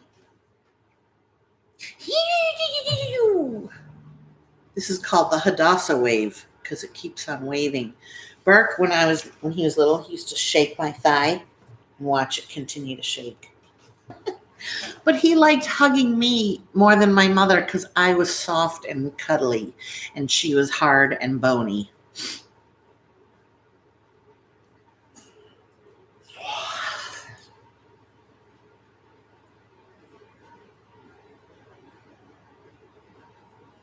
I try not to beat myself up about my body, but I'm not happy with it right now.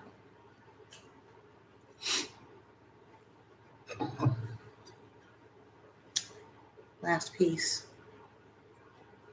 So good.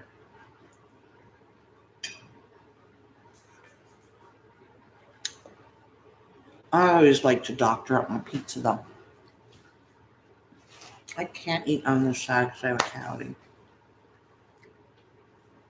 that I can't pay for, so I don't go to the dentist.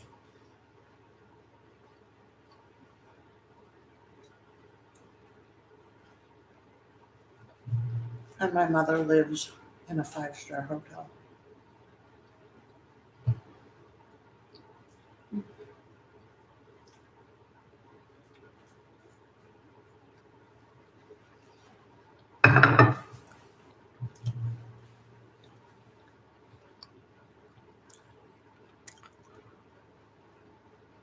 I did it to my grandmother too. That's a good idea. I used to do that to my grandma. My grandmother's was 10 times worse. Mine has like fat in it. Hers was just skin. It was thinner, longer, and I used to flap it because I didn't think anything. It was fun. I don't know if that's a good thing to tell your daughter, actually. Maybe what you should say to her is, my arm is like that because I don't eat right or I eat too much. Like, tell her the truth so that she knows how it got that way.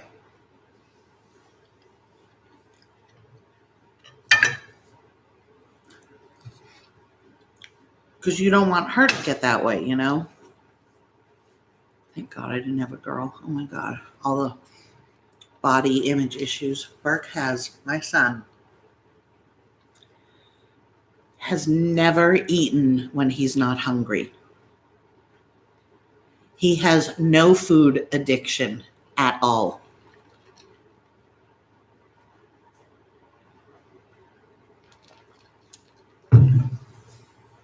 I don't know anybody that stops eating when they're full, like comfortably full. Never has he ever said, oh my God, I'm so stuffed. He has never said that.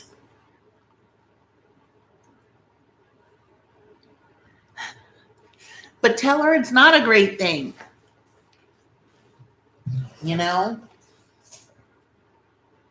It's not a great thing.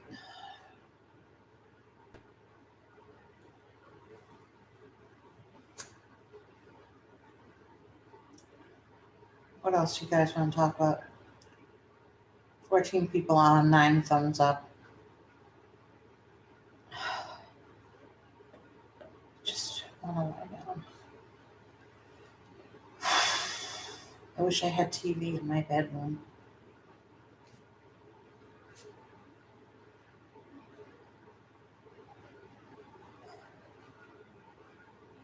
I'm too tired to find out if Comcast has any more of the receivers and to mentally and physically deal with unhooking the receiver and then driving, picking up the thing, plugging it in and having to walk through, and it's not going to be simple, and it's not going to work.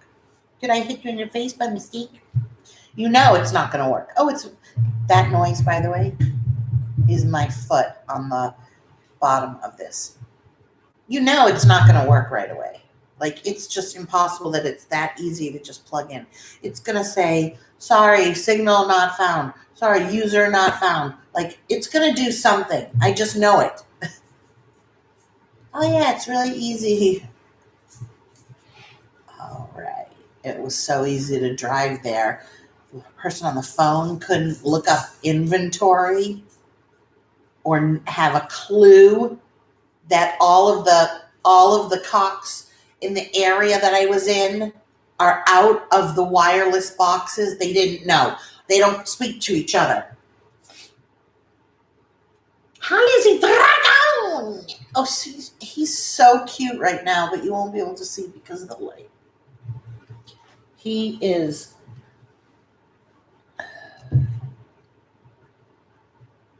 See one leg like that, one leg like that, and the tail. And he's looking at me. Hi, Lucy. Look up, look down, look up, look down. You can't see.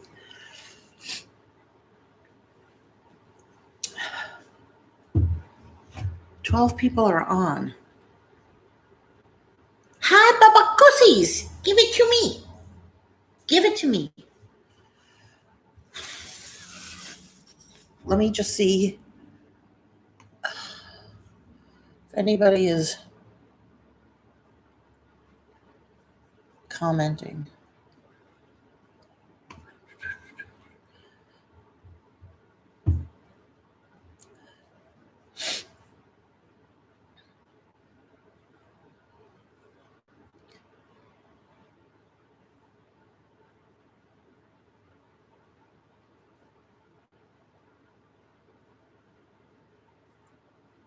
Lori Boudreau, if you're on your phone, she was on an hour ago, but if you're on your phone and not through YouTube, you can't comment. Helen, what are you doing right now?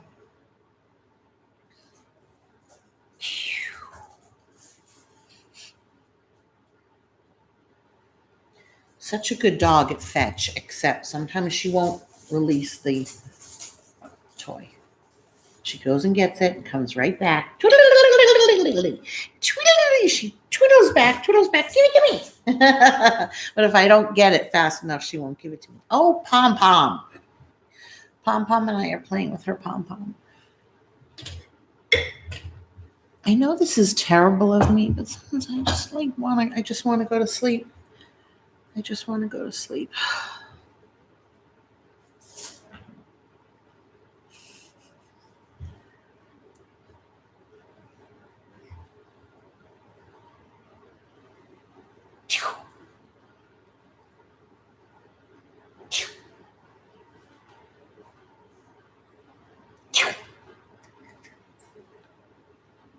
Is that your Pom Pom?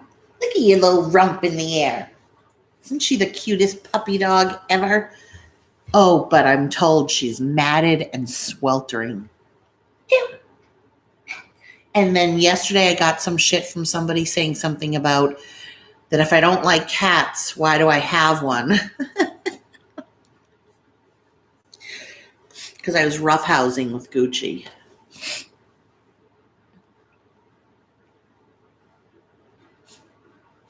Oh, I didn't even know you worked. Yay! You got it! That's you rump. This is you rump. She is so cute. Look at it. She doesn't have any mats. She's so soft. They make fun of my baby's hair. She'll end up coughing because this is a bunny. And that was a keychain. This is a real bunny keychain puff that I bought on Etsy. No, app. Where did I get it? Some cheap place. A fishing tackle store. And then Gucci got a hold of it. And then it became Pom Pom's Pom Pom. Let Mama put it on your head. Mommy put it on your head. No. Let Mama put it on your head.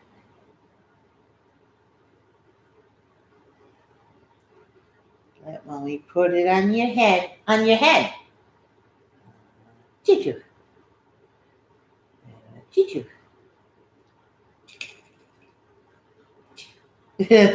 Oh my gosh. So a fishing tackle. So do you know all about fishing and what lures kind of to put on what?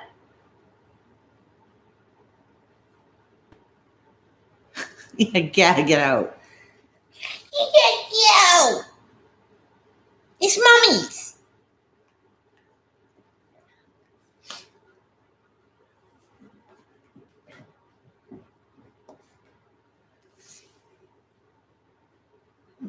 And when I'm not on, she has to be with me. She's up on my shoulder constantly.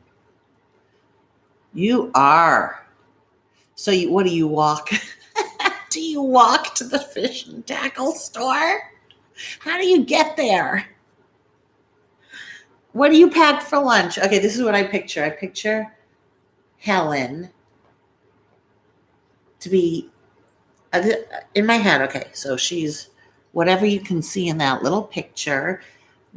She's normal size. She probably wears elastic waist jeans,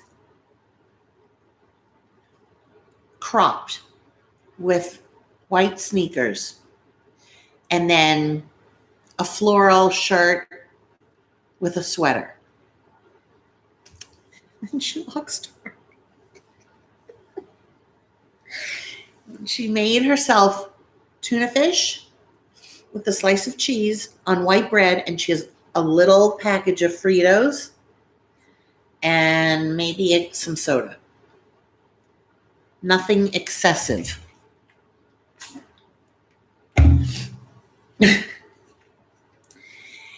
Like a normal lunch. This is what I picture.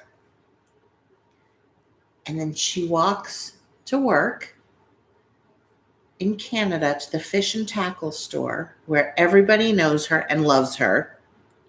And she knows her stuff.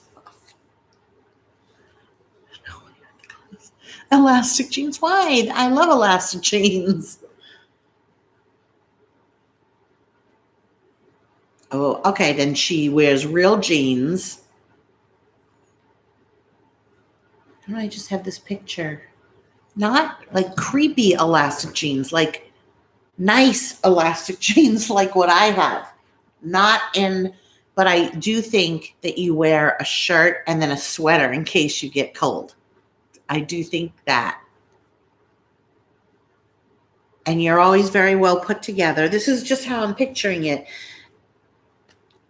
She lives, I like there's something very, very attractive about the simplicity or whatever you want to call it of your life.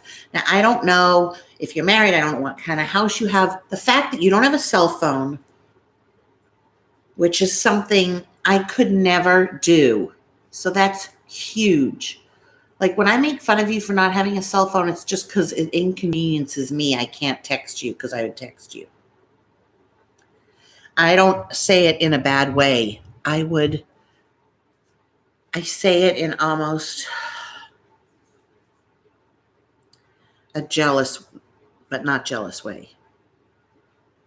Always well put together, and you don't drive. It's far too limiting for me not being like not driving. Like, why don't you drive?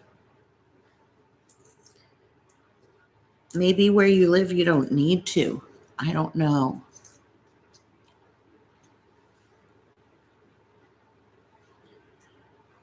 It just seems like it's a very, and when I say simple, I don't mean, I'm not dumbing it down. I'm saying it like uncomplicated. Not simple as in dumbing it down, but wow, what an uncomplicated, just those two things. No cell phone, no car. Okay, no cell phone. You don't have to get woken up in the middle of the night with a stupid phone call or a wrong number, whatever. You don't have to, if you need an alarm, you can set a clock like we used to. You're not always, like, you're able to kind of disappear. People don't know where you are. People can't see, there's no subterfuge or anything when you don't have a cell phone. Like, she read my text. Okay, so like I text Tony and then I don't hear back from him. There's none of that. But you do have email. But cell phone this is like attached. Soon they're going to implant it and our hands are just going to look like this. This is attached. I'm obsessed. So no cell phone means she doesn't have to pay an extra bill for cell phone service. No car means she doesn't have to worry about repairs, insurance, getting a drunk driving ticket. Not that I ever have, but like she doesn't have to worry about a ticket. But the other side of that, Helen, is that like you don't miss what you never had, but your world is smaller, which I don't know, maybe that's a good thing. I mean, the fact is it is what it is. So there's, to dissect it, whatever, but your world is smaller. I mean, having a car gives you freedom. I know, because I don't know why I said that. I got a ticket for texting when I wasn't, but I've never gotten a DUI ever because I don't drive drunk. Seriously, I don't drive drunk. Oh my God. But now if there's any hater watching, they're going to think I did because why would I say you can't get a DUI? Like, I don't know. I was just thinking about, wow, she can drink if she wanted to, and she doesn't have to worry about it. Like I do. I worry about it. I'm like, oh my God, okay, can't have one more because we're going to be leaving soon and I don't drive drunk. So your world is smaller. I don't know if I would want that. I don't have to have that.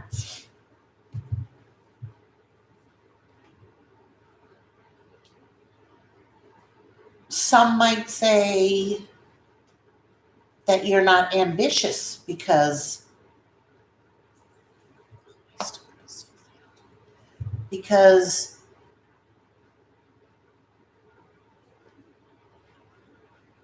you're not up with the times. Even though I think you are, because you totally get how ridiculous the haters are. You're not, so your mind and your thought process is a normal one. It's not old-fashioned. It's really, you're quite interesting. Are you afraid to learn to drive? Did you ever learn to drive? Have you ever left Canada? Have you traveled? Are you married? Do you have children? I don't know. I mean, I feel like I know her, but I don't know her life. All I know is that she doesn't have a cell phone and she doesn't drive. And now I know that she works. I love the hats. I always wanted a fishing hat or a fishing vest. Oh my God. Love the fishing vest with all the pockets and like things. Oh, it's a phobia. Well, that's not good. You gave in to your phobia. Why don't you have a cell phone? What's the reason that you don't have a cell phone? It's not a phobia. So it's all about the lure. Can you fish? I love fishing. When I went out in Dana Point fishing on that half day fishing excursion. I didn't have a license, but they gave you a temporary one at the fishing store, and my friend had fishing poles. Oh, married with 2 grandchildren. Okay. And I learned, I've always been really good at fishing. You know why? I have an intuition when I feel the tug. Like it's not my line and the current, because they were trying to help me, and they were like, nope, don't pull up. It's just, and I pulled up and I caught 7 mackerel. I caught the most fish. They threw them back because in the West Coast, they don't eat mackerel.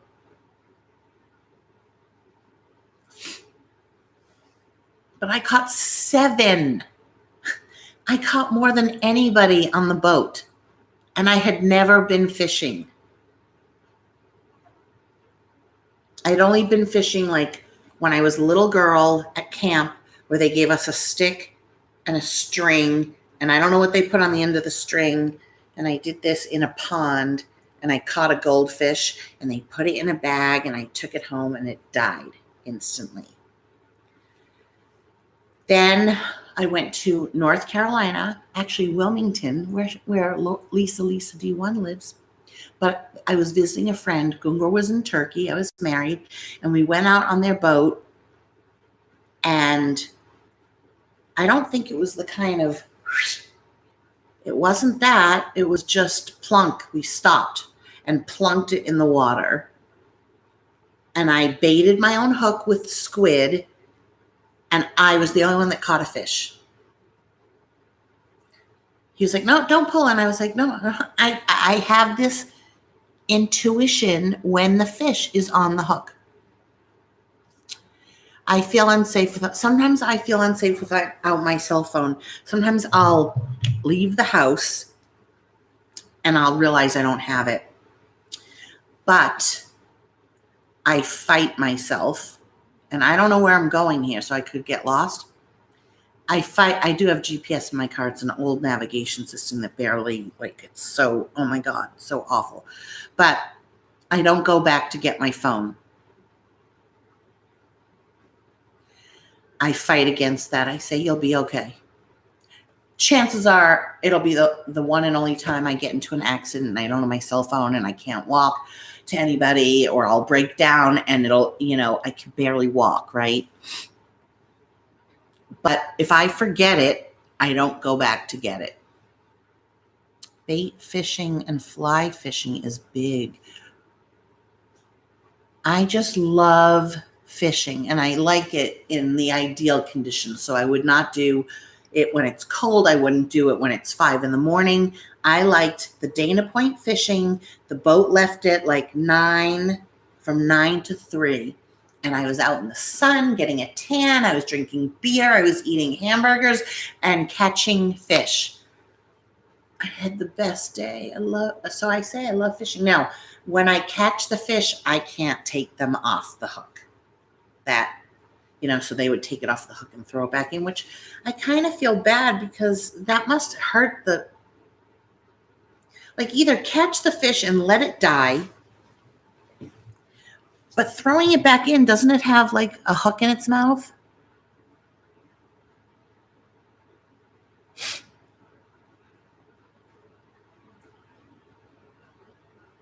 Well, you wouldn't really need a cell phone if you don't drive, at this point. But I don't know, when cell phones first came out, I was one of the first people to get it. I had the one that you attached to your cigarette lighter in the car, and it was in a bag and it was under the seat. Then I had the one that was professionally installed by Honda, and it was in a cradle. Then when the big flip phone came out, I had that.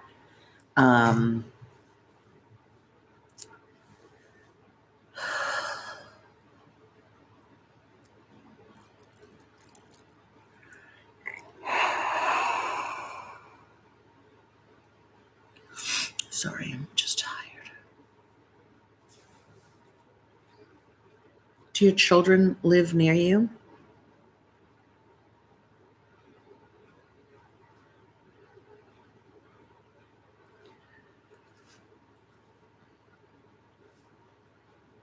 You watch a lot of YouTube, or do you just watch me?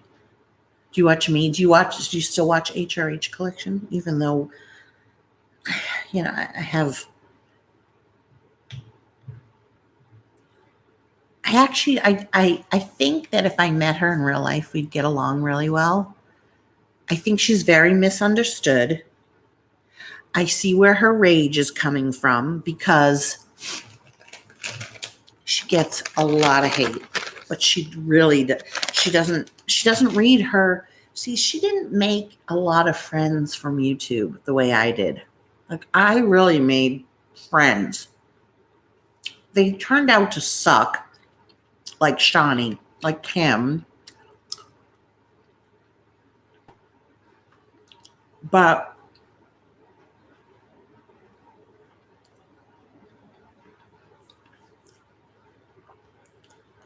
well, I take that back. She has customers that she knows very well.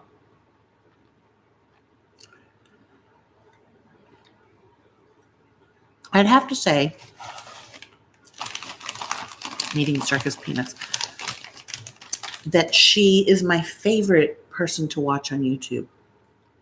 Isn't that crazy? Of all the people, yeah.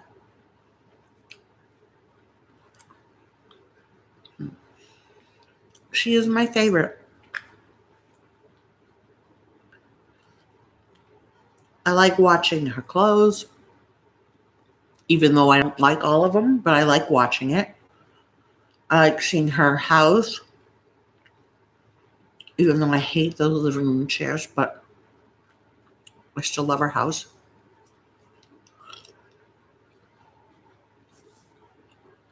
I like seeing her jewelry and what she makes.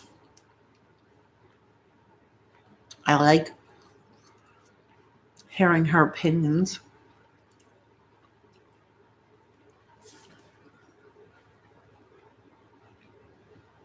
I even like the fact that she says that she has no friends, because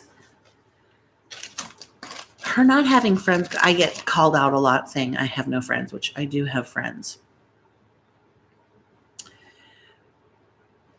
But if I don't have friends, it's by choice. Like,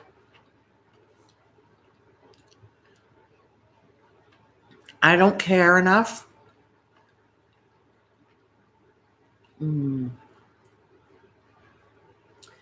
I don't care enough about friends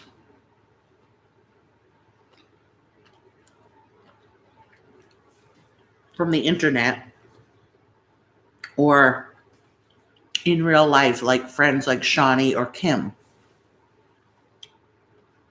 I'm glad I don't have them as friends, you know? That was my choice. It wasn't, well, Kim was sort of. Kim was a part of the Gossip Bakery, which I didn't know. So when all the people in the Gossip Bakery saw that she had met up with me, they jumped on her and told her not to be friends with me. And she listened to them. So, but I would have eventually not wanted to be friends with her because she's so fucking phony. It would have driven me crazy to be friends with somebody but really know the background, which is what happened with Shawnee. Very hard to be friends with somebody that presents this fake life, and you really know what's going on, and your channel is real as fuck, and so they end up looking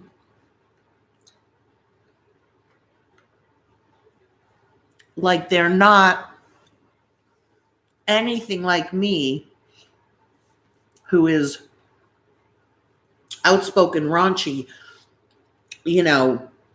not Christian, not God-fearing, whatever, when they are none of that themselves, So anyways, I like it when HRH says she has no friends.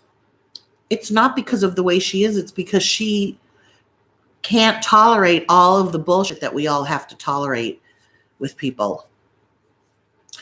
So you live in a rental. You know what? I've owned houses before. It's a headache. Think of it as a cell phone. You have your home phone.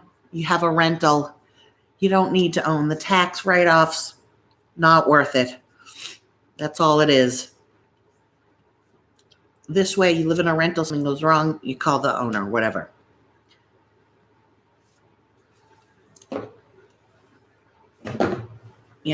I never want to own again, even if I could.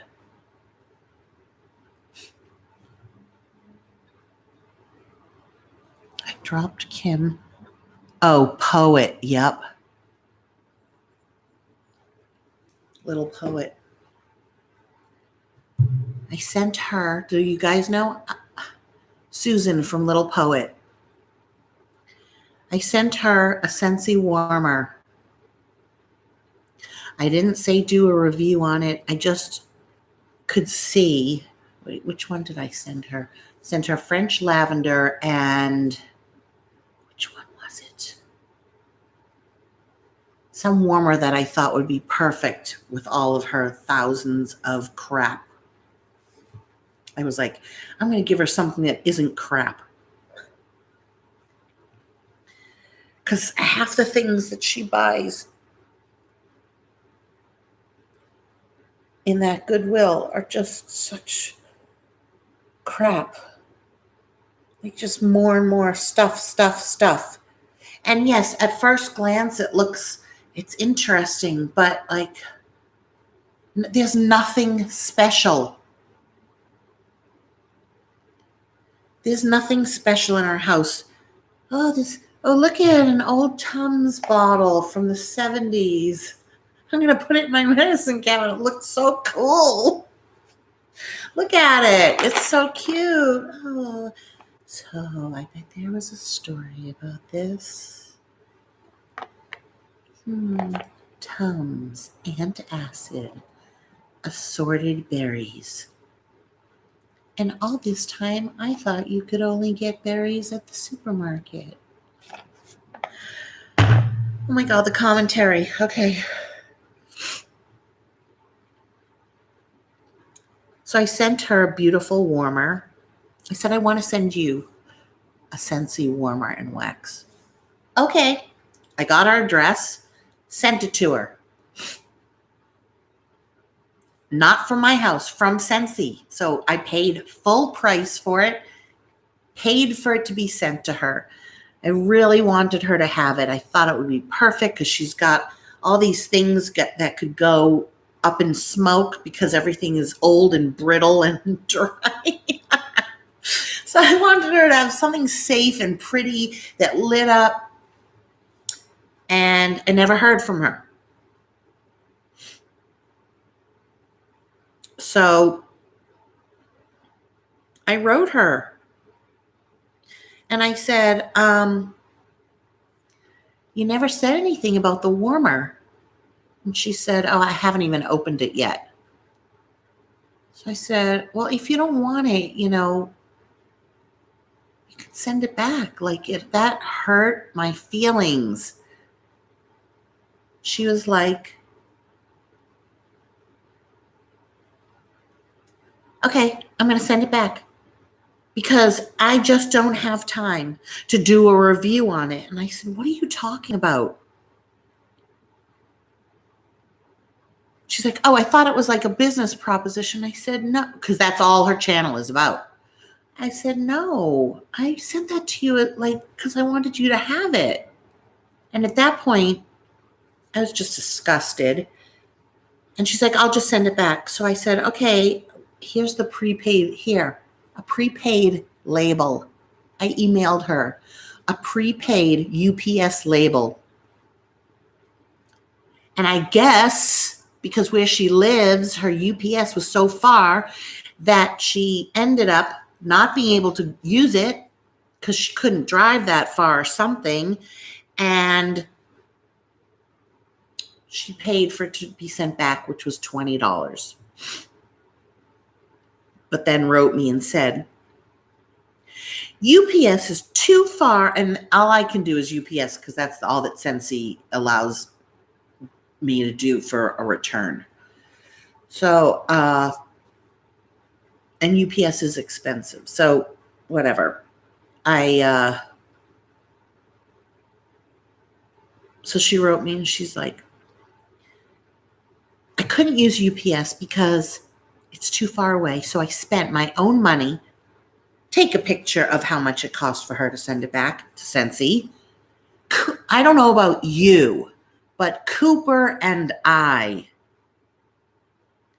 can't afford to be sending things back for $20. $20 is a lot for Cooper and I, her dog.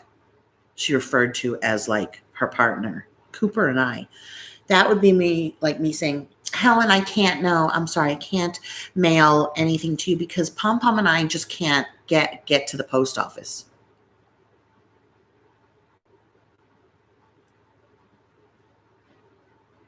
And then I did say something like, wow, or I don't know. There was another conversation where I said something like, well, why don't you do this? And she's like, Laura, I can never let anyone know what I'm really like.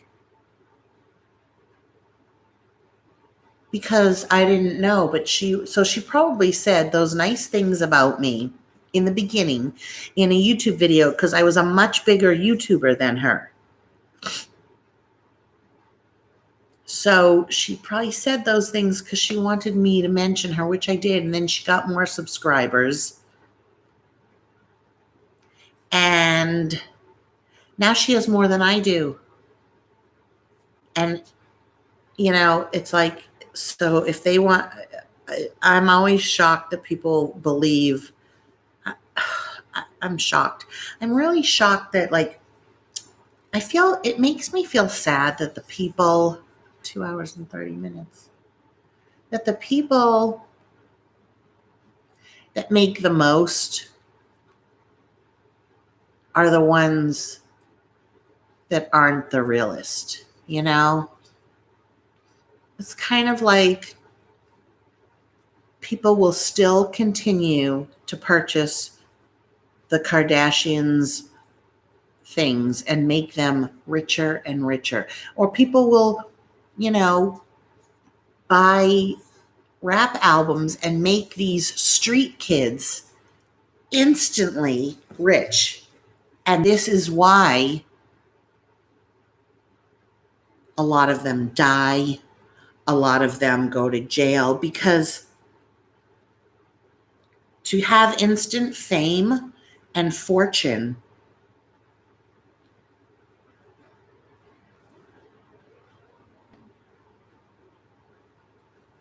I don't even know. It's not good. It's just not good. It's not a good thing to have. It's not good to win the lottery, and it's not good to have instant fame and fortune, which is what most of these bigger YouTubers have, like Shane Dawson. You think you have no idea what the real world is like. You have no humbleness. You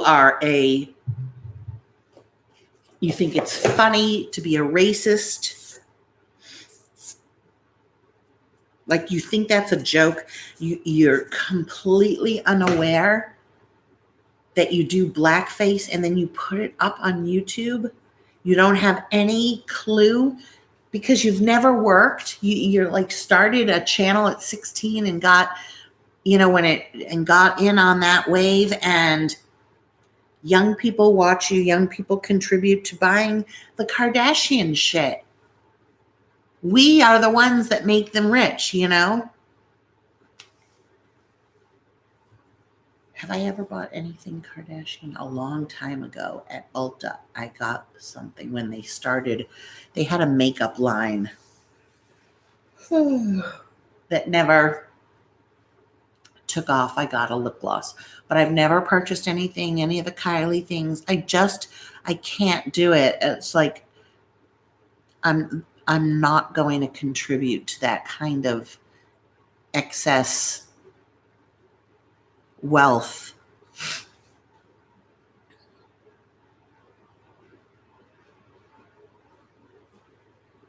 I could tell you other people too. The O'Carroll show. She's best friends with Joan from Junebug, where, guilty by association. She just sent some free stuff to Vanessa from the Bombshell Suite, and I didn't want to say anything. I didn't say anything. But I don't think she did it out of the goodness of her heart. I think she wanted Vanessa to say something.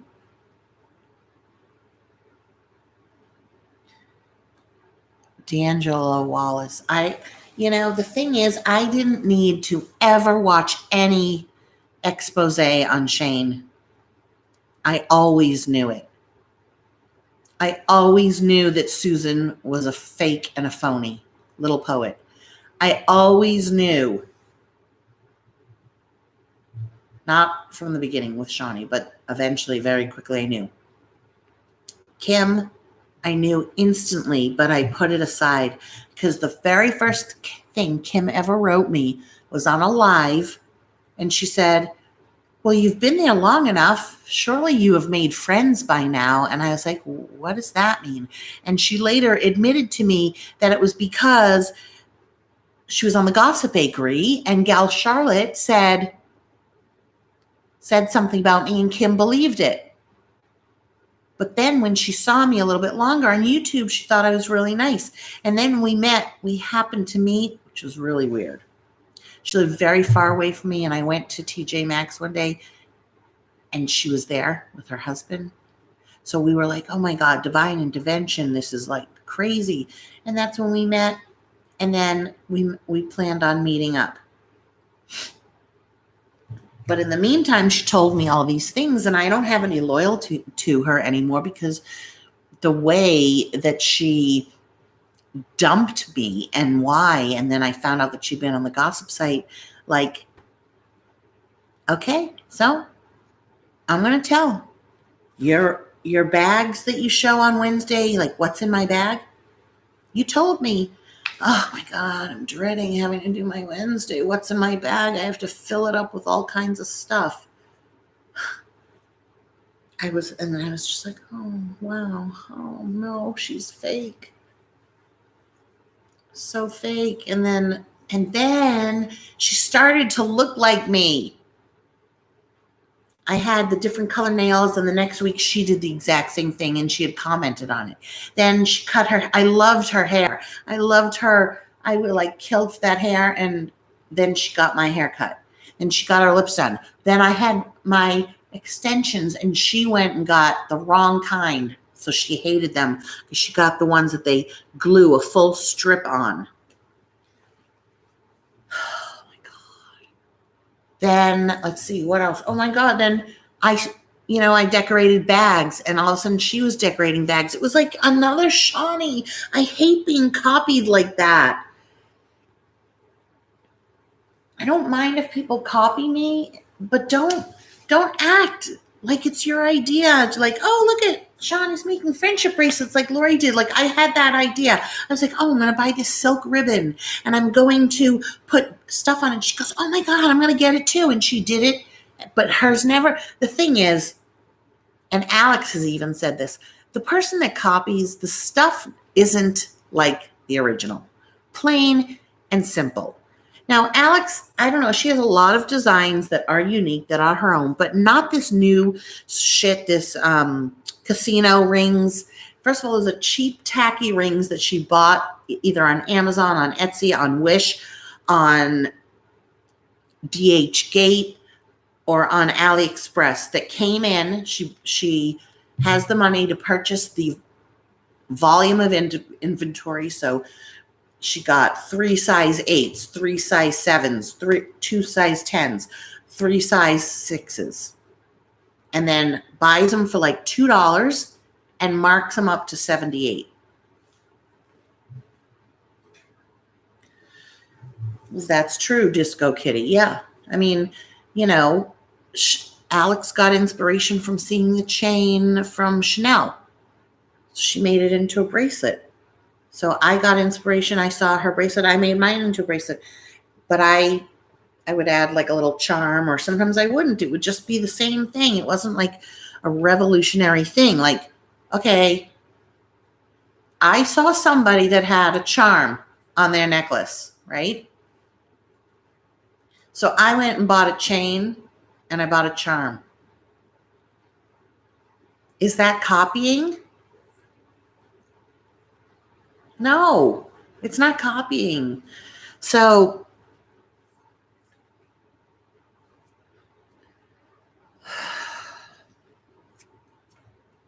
and like when Kim had seen my my handbags that I had decorated to the point that somebody has it hanging. They bought it from me and has it hanging on the wall because it's a piece of art. And she said, "Wow, you're really, really talented." And I said, Thank you so much." And then she went out. Shawnee did it too. Shawnee's like, I'm gonna decorate the handbag. And so she just bought chain and she went from one side to the other. And then another chain, shorter, from one side to the other. And another chain. Like, that is not creative. Kim's bag that had whatever she did was, I said to her, I was nice. I was like, "Oh wow, that's beautiful." But in actuality, I thought it was like not very creative. It was like, okay. But my bag that I had, I don't have it anymore. It had the poodle that I glued on and then made the legs go under, and I put things strategically and added depth and chain. Totally different. Oh, then Shawnee was hounding me to take a picture of Burke's gas cap. Will you take a picture? I said, I'm driving. She's like, you could just pull over and take a picture, because she wanted to copy it. What kind of stickers does he use? Does he use more than one sticker? And this is like, he was maybe trying to start a little business doing this. And I didn't want to tell her everything that how he did it.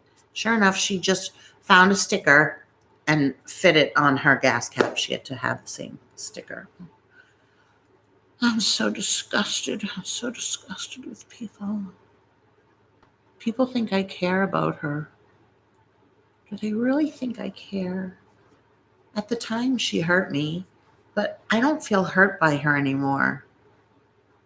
She's now just a funny story to me. Like, I like telling you guys stories. Like, otherwise I have no other stories to tell, because I've literally been sitting on this sofa eating pizza, taking care of my animals, sleeping and eating for days. So I have no stories to tell you about my life right now, because my life is nothing right now. But Shawnee is a funny story now, because now I'm not in it. It doesn't bother me. So I can lay it all out, and you will gasp at what she was really like. Kim is a funny story. Like, when people say that they were my friends, they weren't really my friends. I have a handful of friends, and all of them I've known for way more than 10 years.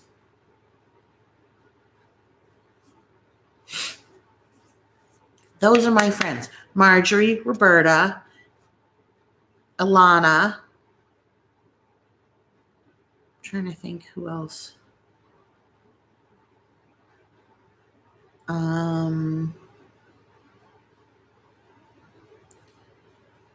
Maybe Tammy. I mean, well, we've never really hung out, but I've known her, like, I've known her for a lot of years. But me, Marjorie, and Roberta, like, that's it. That's all I want. And I haven't even seen them. I don't want long-term friends like that anymore. I don't want and Linda, who died, my friend Linda. I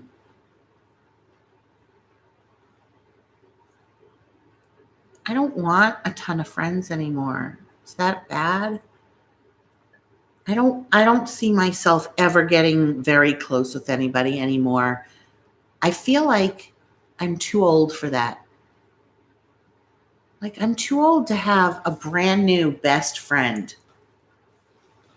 I don't want it. I like my old best friends.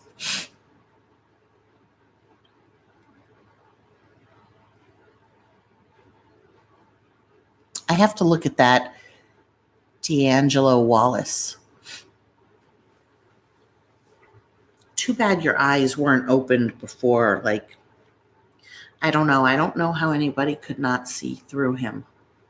That how shocked they are at Tati. Like, I never found her authentic. It's the voice. It's the voice. You can tell by the voice. Shawnee, Kim, my mother, Tati, even Trisha when she's fake. She all of a sudden started doing this kind of voice. You know, it's all like, it's all so fake. The higher the voice, the phonier the person. The sweeter the voice, the more evil the person. This is my theory, and I'm sticking to it. There's still 13 people on. Not a lot of people are commenting, though.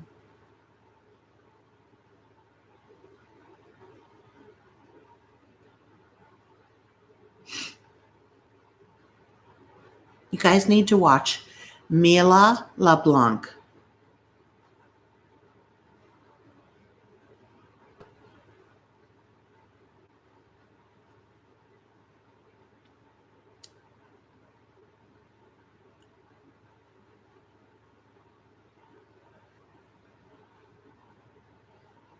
Okay, I've also been watching. She is, but you can tell when she's being real, Trisha.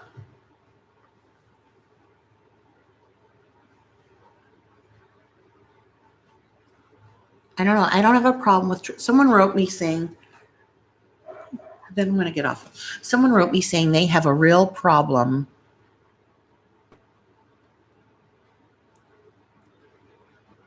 Oh my God, Brittany, they're just because they want to see what they want to believe. They want to believe what they see, and they want to see what they believe. That's why there are conspiracy theorists, because they cannot accept that these horrible things happen.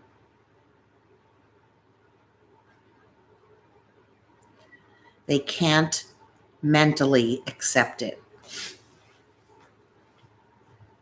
So Trisha, oh no, somebody wrote me saying that they have a problem because I was trying to talk about Trisha and the $60,000 Birkin. Like, I am not.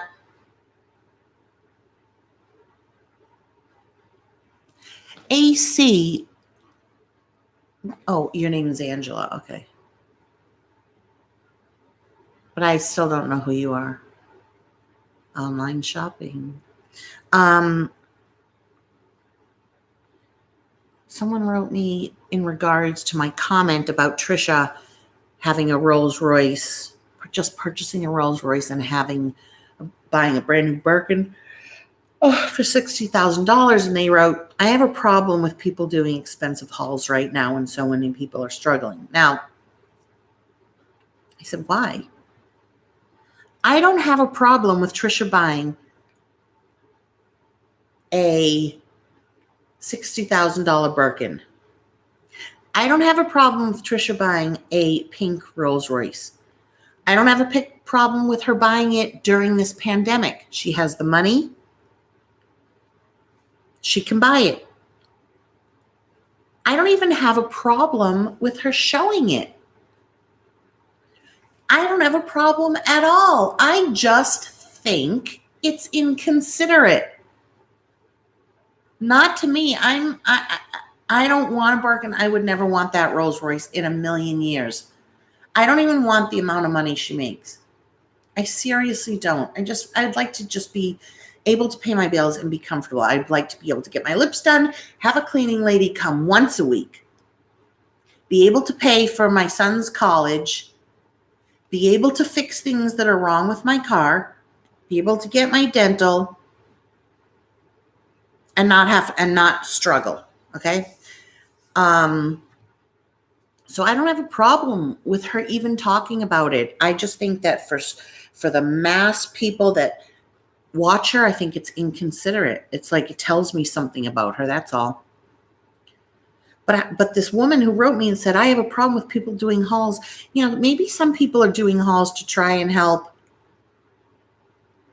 get people's minds off of, like, how fun would it be if everyone was like doom and gloom, and if everyone was real, and if everyone did just tell everything and all their sorrows and all their woes and all their struggles. Like, I wouldn't want to see that on YouTube. I want to see people buying perfume. I know these bottles of perfume cost money. Some are sent to them. Some cost money. I don't mentally do the figures in my head. But Trisha said in the video, I just bought a $60,000 Birkin. And I just imagined somebody who isn't even as well off as me, who lost their job and their kids can't go to school, or who didn't lose their job, but their kids can't go to school. So who stays home with them? If they have to work and were lucky enough not to lose their job, what do they do with their children?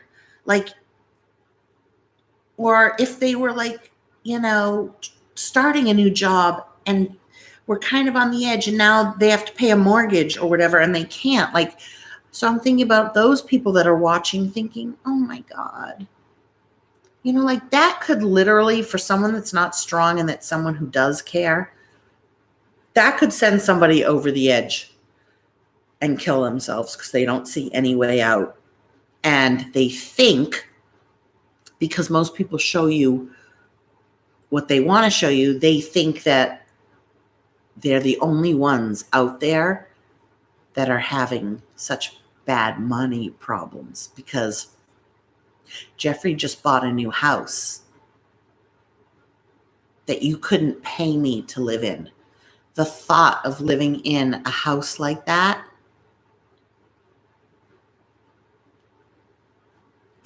feels so uncomfortable to me. I can't even tell you. I would feel so guilty about not using each room to its fullest.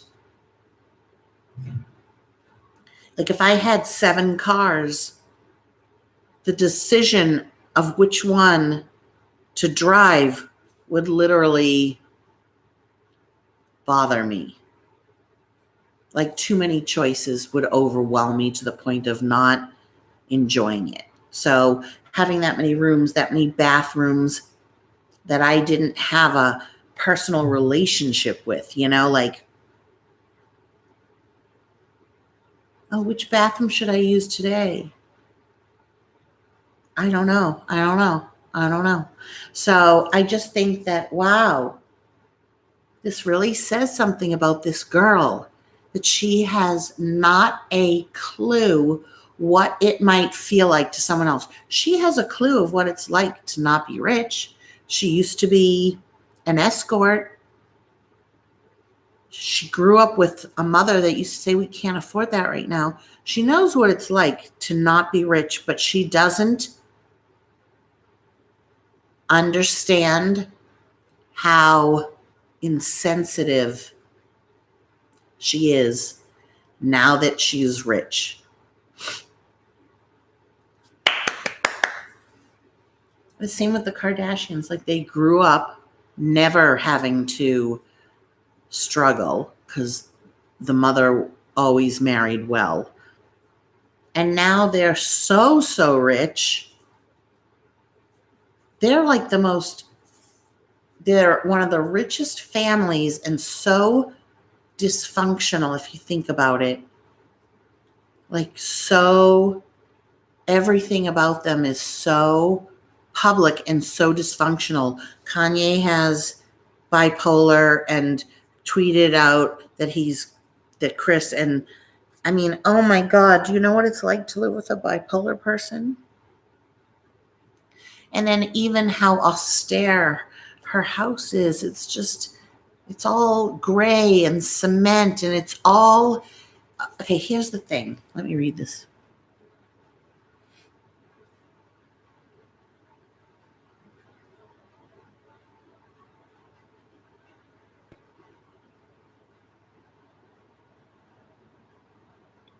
Maybe Disco Kitty, she wants the controversy, but it came up in a subject with Lana the Plug.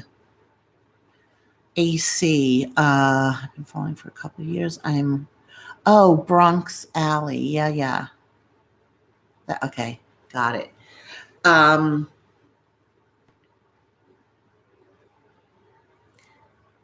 Okay, well then if Trisha thrives off the controversy, then that's even sicker.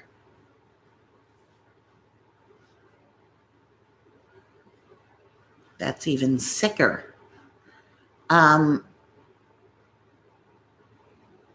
But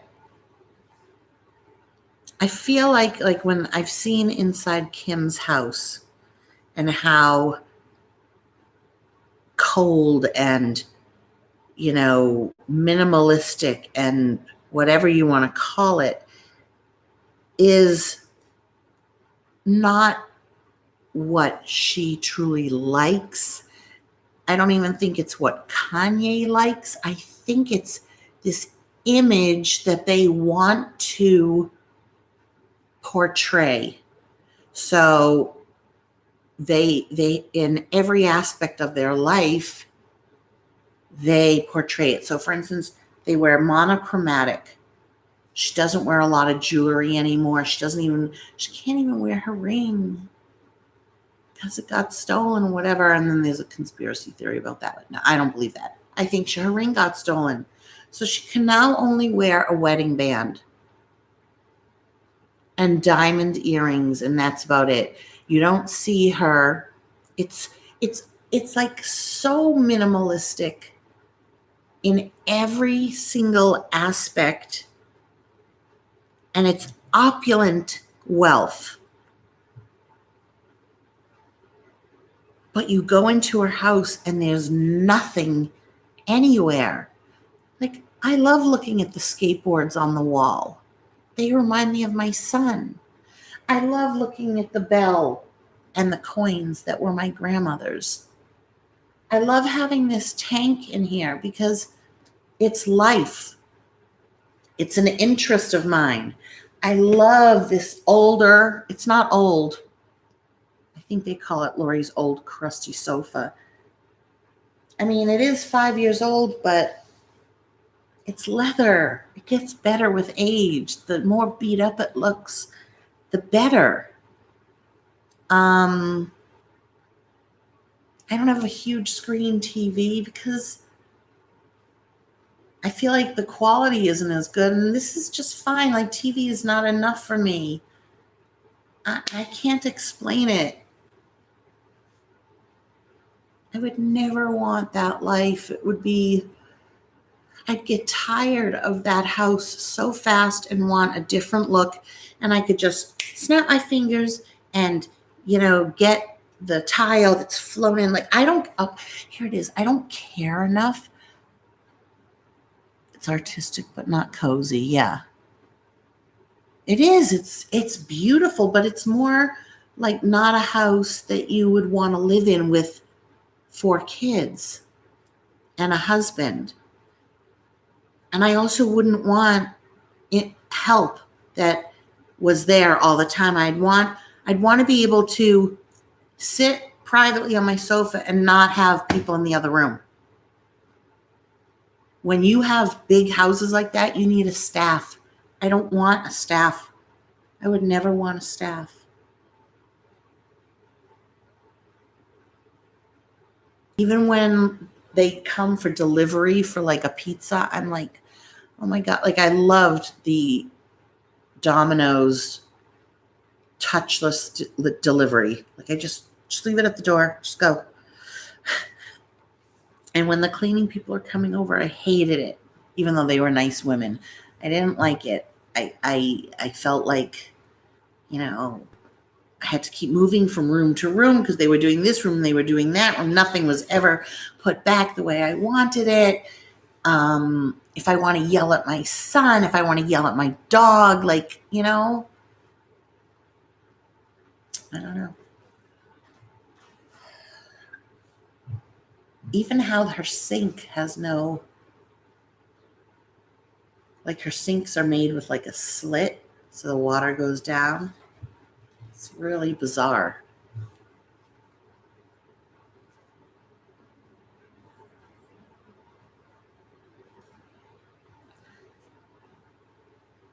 I don't know. I don't get a lot of things that are that they like to do, like the posing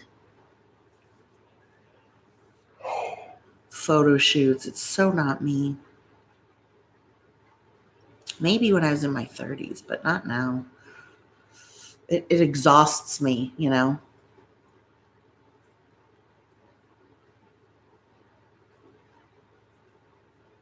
Like I grew up in a pretty big house with a formal living room, a den, a sunroom, a formal dining room, a big eating kitchen,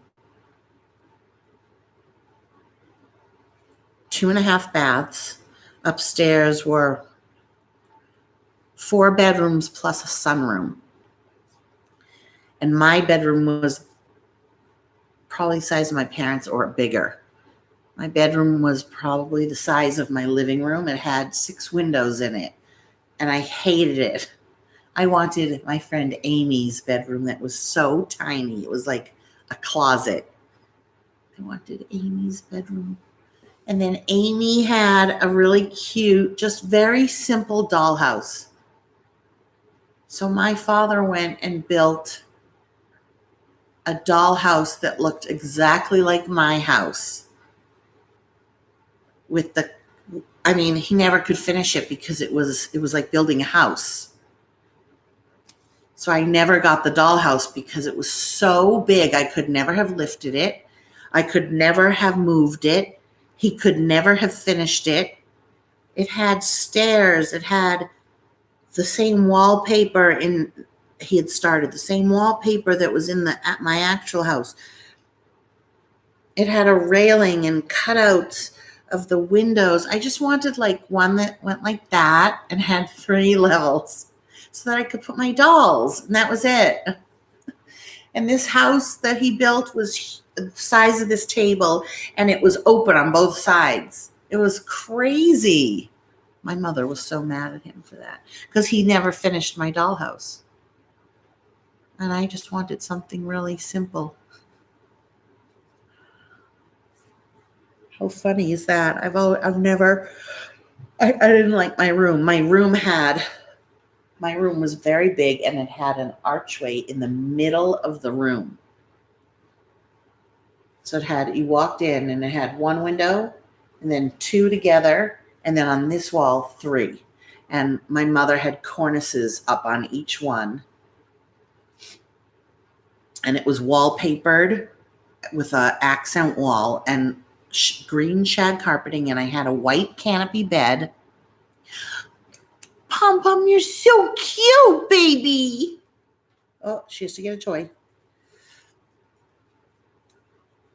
So the way my mother set up my room was my bedroom part was on one side of the arch. In the middle of the room, it had an archway, okay?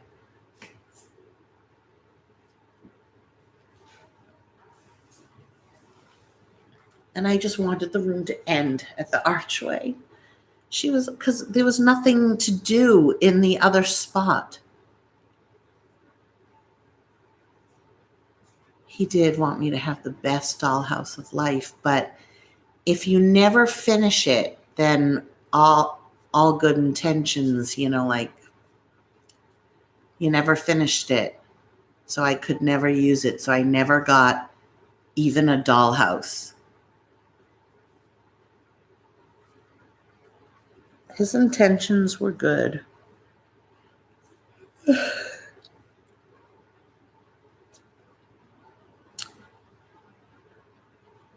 So I would say to my mother, I just wish my bedroom was this, it ended here. And she's like, most people would kill for this bedroom.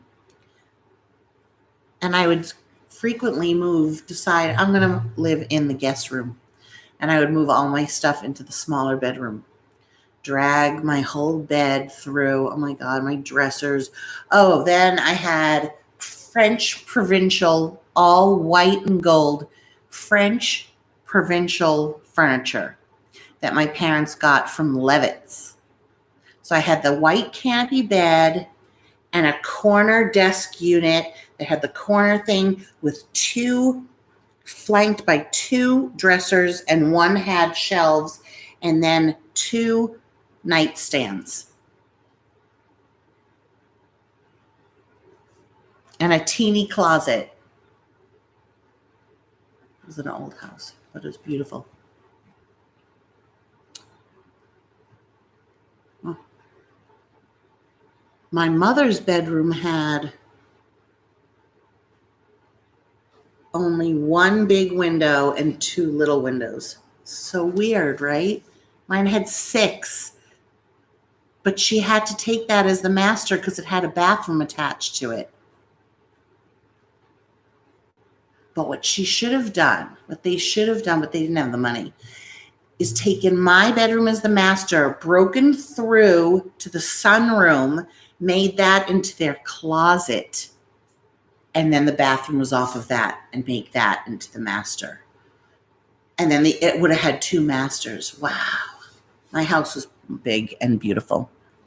And then a full basement that was finished with another part of the basement, and then a 2-car garage on one of the most prestigious streets in Brookline, South Brookline.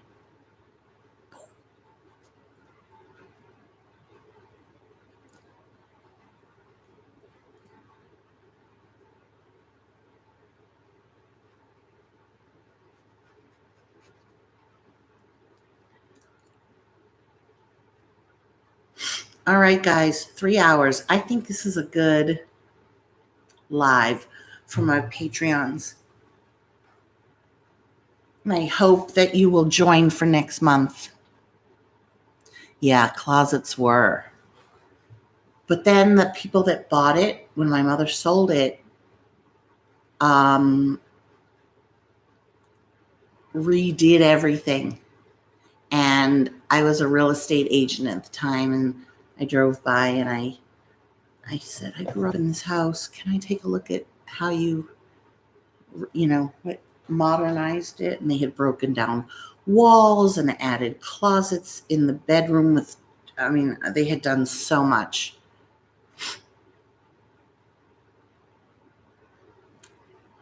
They got rid of the den that had real wood paneling. Like, do you guys remember my place in Brookline, the apartment that I first started out? Like, my bedroom was the dining room, and it had the real paneling, not that fake stuff that my father put up on the walls in the guest room. But the real wood with the ledge, the china ledge, and I had a chandelier and a built-in. Oh my God. They don't make things like that now. They just put up big, what are they called? McMansions. Like the whole foyer my father put together with flagstone. I know. My father, who had never built anything, built the whole kitchen, put laminate orange Formica countertops, which they eventually ripped up, the new people, put in all new cabinets, all new countertops. Like, it was very dated. Like, my bathroom had those little square subway tile, the real one, and the sink had the silver legs, and the tub was a 6-foot, 200-pound man could go into that tub and it would fill him up. Not like whatever these tubs they have now. I don't even have a tub here. I have a very scary, slippery shower that I already fell in. Also, when my mother and father first moved into that house, it was in 1971, and all the doorknobs had a skeleton key and crystal knobs with a back plate of like a dark iron with a skeleton key. And my mother thought it was so old fashioned. She had them all removed and put in those plain old gold faceplate with the handle, and threw out all of those crystal doorknobs. And she regretted it so much, like, towards the end before she sold it. Also, the hallway had this gorgeous chandelier that she took. I used to unhook. See, as a kid, like, I used to unhook it and wash all of the crystals and then put it back up. My mother finally got rid of it and got one of the regular things that you can see the little bugs when they get in there. That's why, like, I love this leather sofa. And the more worn it gets, the better. I remember having to unlock doors with a skeleton key when we first moved in. A skeleton key. So basic and functional. Look at baby. Baby's looking at me. Okay, so you guys, please join my Patreon again for next month, even if it's $1. I'll try to put out better content. I have so much content I want to put out. I have jewelry I want to make. I want to talk more about Scentsy on my other channel. I'm not going to do it here. Thank you, Disco Kitty. Like, really? I don't know if I'd want to watch somebody for 3.5 hours. I don't know.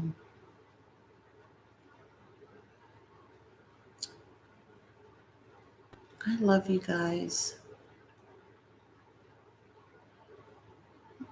I really, really do.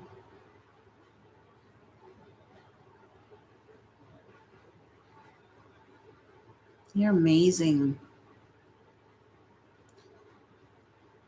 Really? It feels that way? Like, it feels that way for me, but I can talk. See, I've tried to be on lives. I don't like to type. I feel like I can't type fast enough to say what I want to say so that the person sees.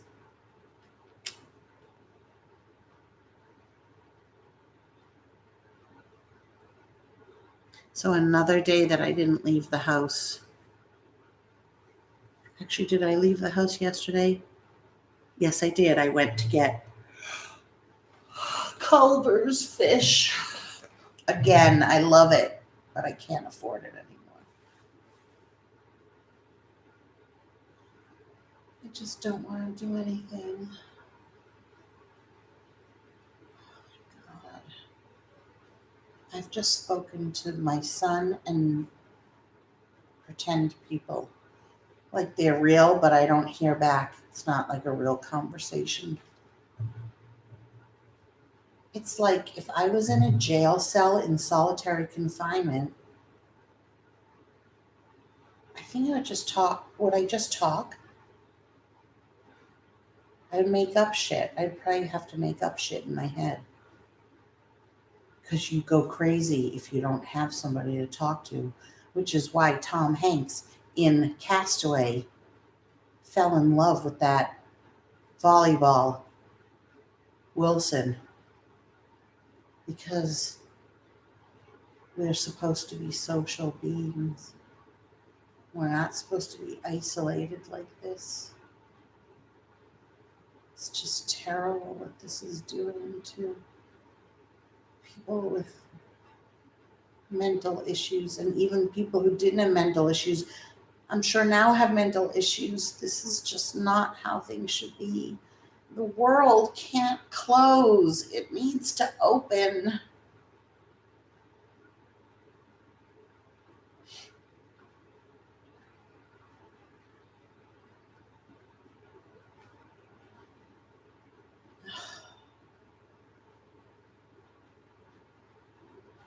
The world needs to open.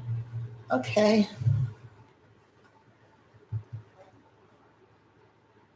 I know. I wish you guys could talk and not type. We could do a Zoom. I don't know how to do it, but we could figure out how to do a Zoom. I feel like I should do an ASMR for my channel. I know you're real, but I don't. But if I was seriously didn't have a single person to talk to on the phone, this would not cut it. I would need to hear a human voice. Do you know there are some people that literally did not leave, have not left their house? One of them is Chris Clemens.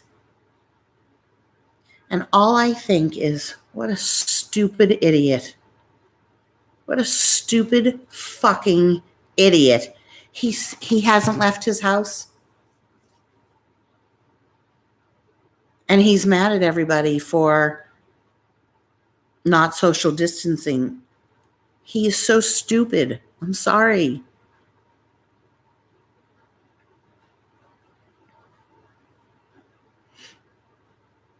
He did a whole video. He's like, I have not left my house and he had the days. I thought, really?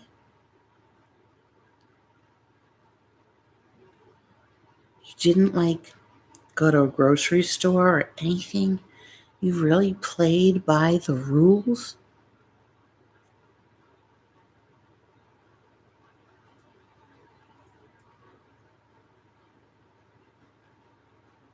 Wow. This really showed people's true colors. This brought out things about people that we didn't know. Or it substantiated things about people that we suspected.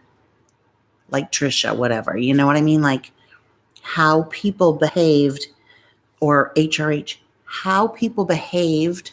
Okay, so, my way of behaving is having a few breakdowns every so often, but pushing through, trying to be happy, and then having a step back and breaking down and crying or being mad excessively at haters or whatever that normally I wouldn't even ever spoken about them, but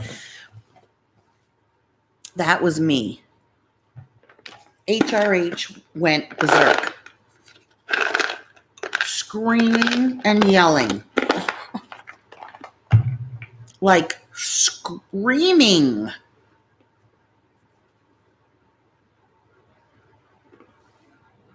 It also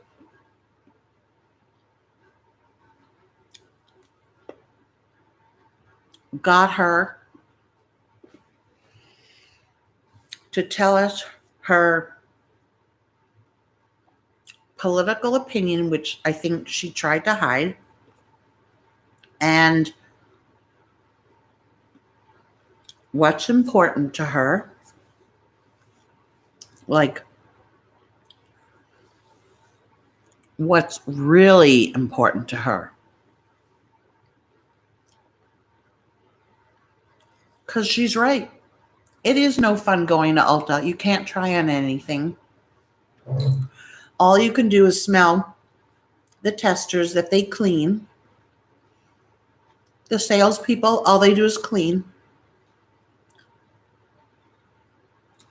I don't look at the makeup because you can't try it on. It's going to be a long time before you're able to ever try on a tester. That's like a breeding ground for disease.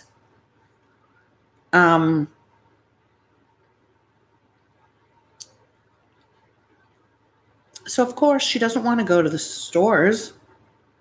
There's no life in the stores, even if they're open. They're all in depressive mode. Like, there's no spark, there's no specialness, there's no energy anywhere. And she doesn't have any friends by her own admittance. So, what is there to do? Buy some sofas, scream at the computer. It's not even on a live. She's having these conversations, which I get, like she's just preempting what she knows the comments will be, but it's like when she turns to the side and like, why doesn't she go live? I think she would feel better, except she'd get a lot of hate. And she keeps saying, I wish there was some way that I could like talk to you guys. Like, just go live. If you don't want to edit, go live. Why don't you go live? Why doesn't she go live? It's not that hard. You just click a button. Okay. 3 hours, 20 minutes. Sometimes I think it's embarrassing, but you know what? Like 12 people are watching. It's kind of like an open house. Like I want to call these Lori's live open house because you can come and go and come and go. You can go do the laundry and come back. It is. It's an open house. Watch, someone's going to come up with an open house thing. I don't care. Okay. Lizzie can lie in the exact same position for hours. They don't do anything.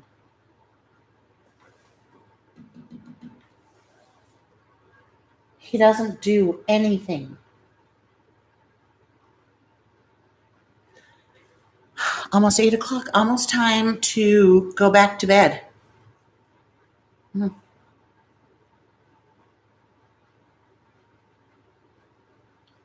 I wanted to get this thing at TJ Maxx. It's like a, like a kimono.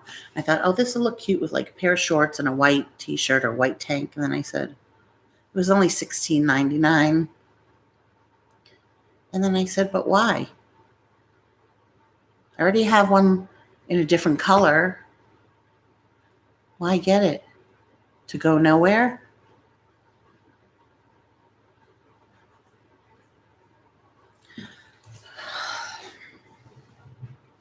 Okay.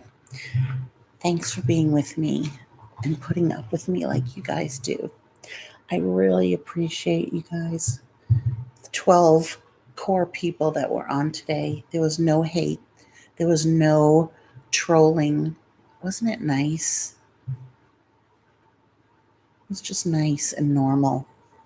Okay, I'll see you next time. Bye.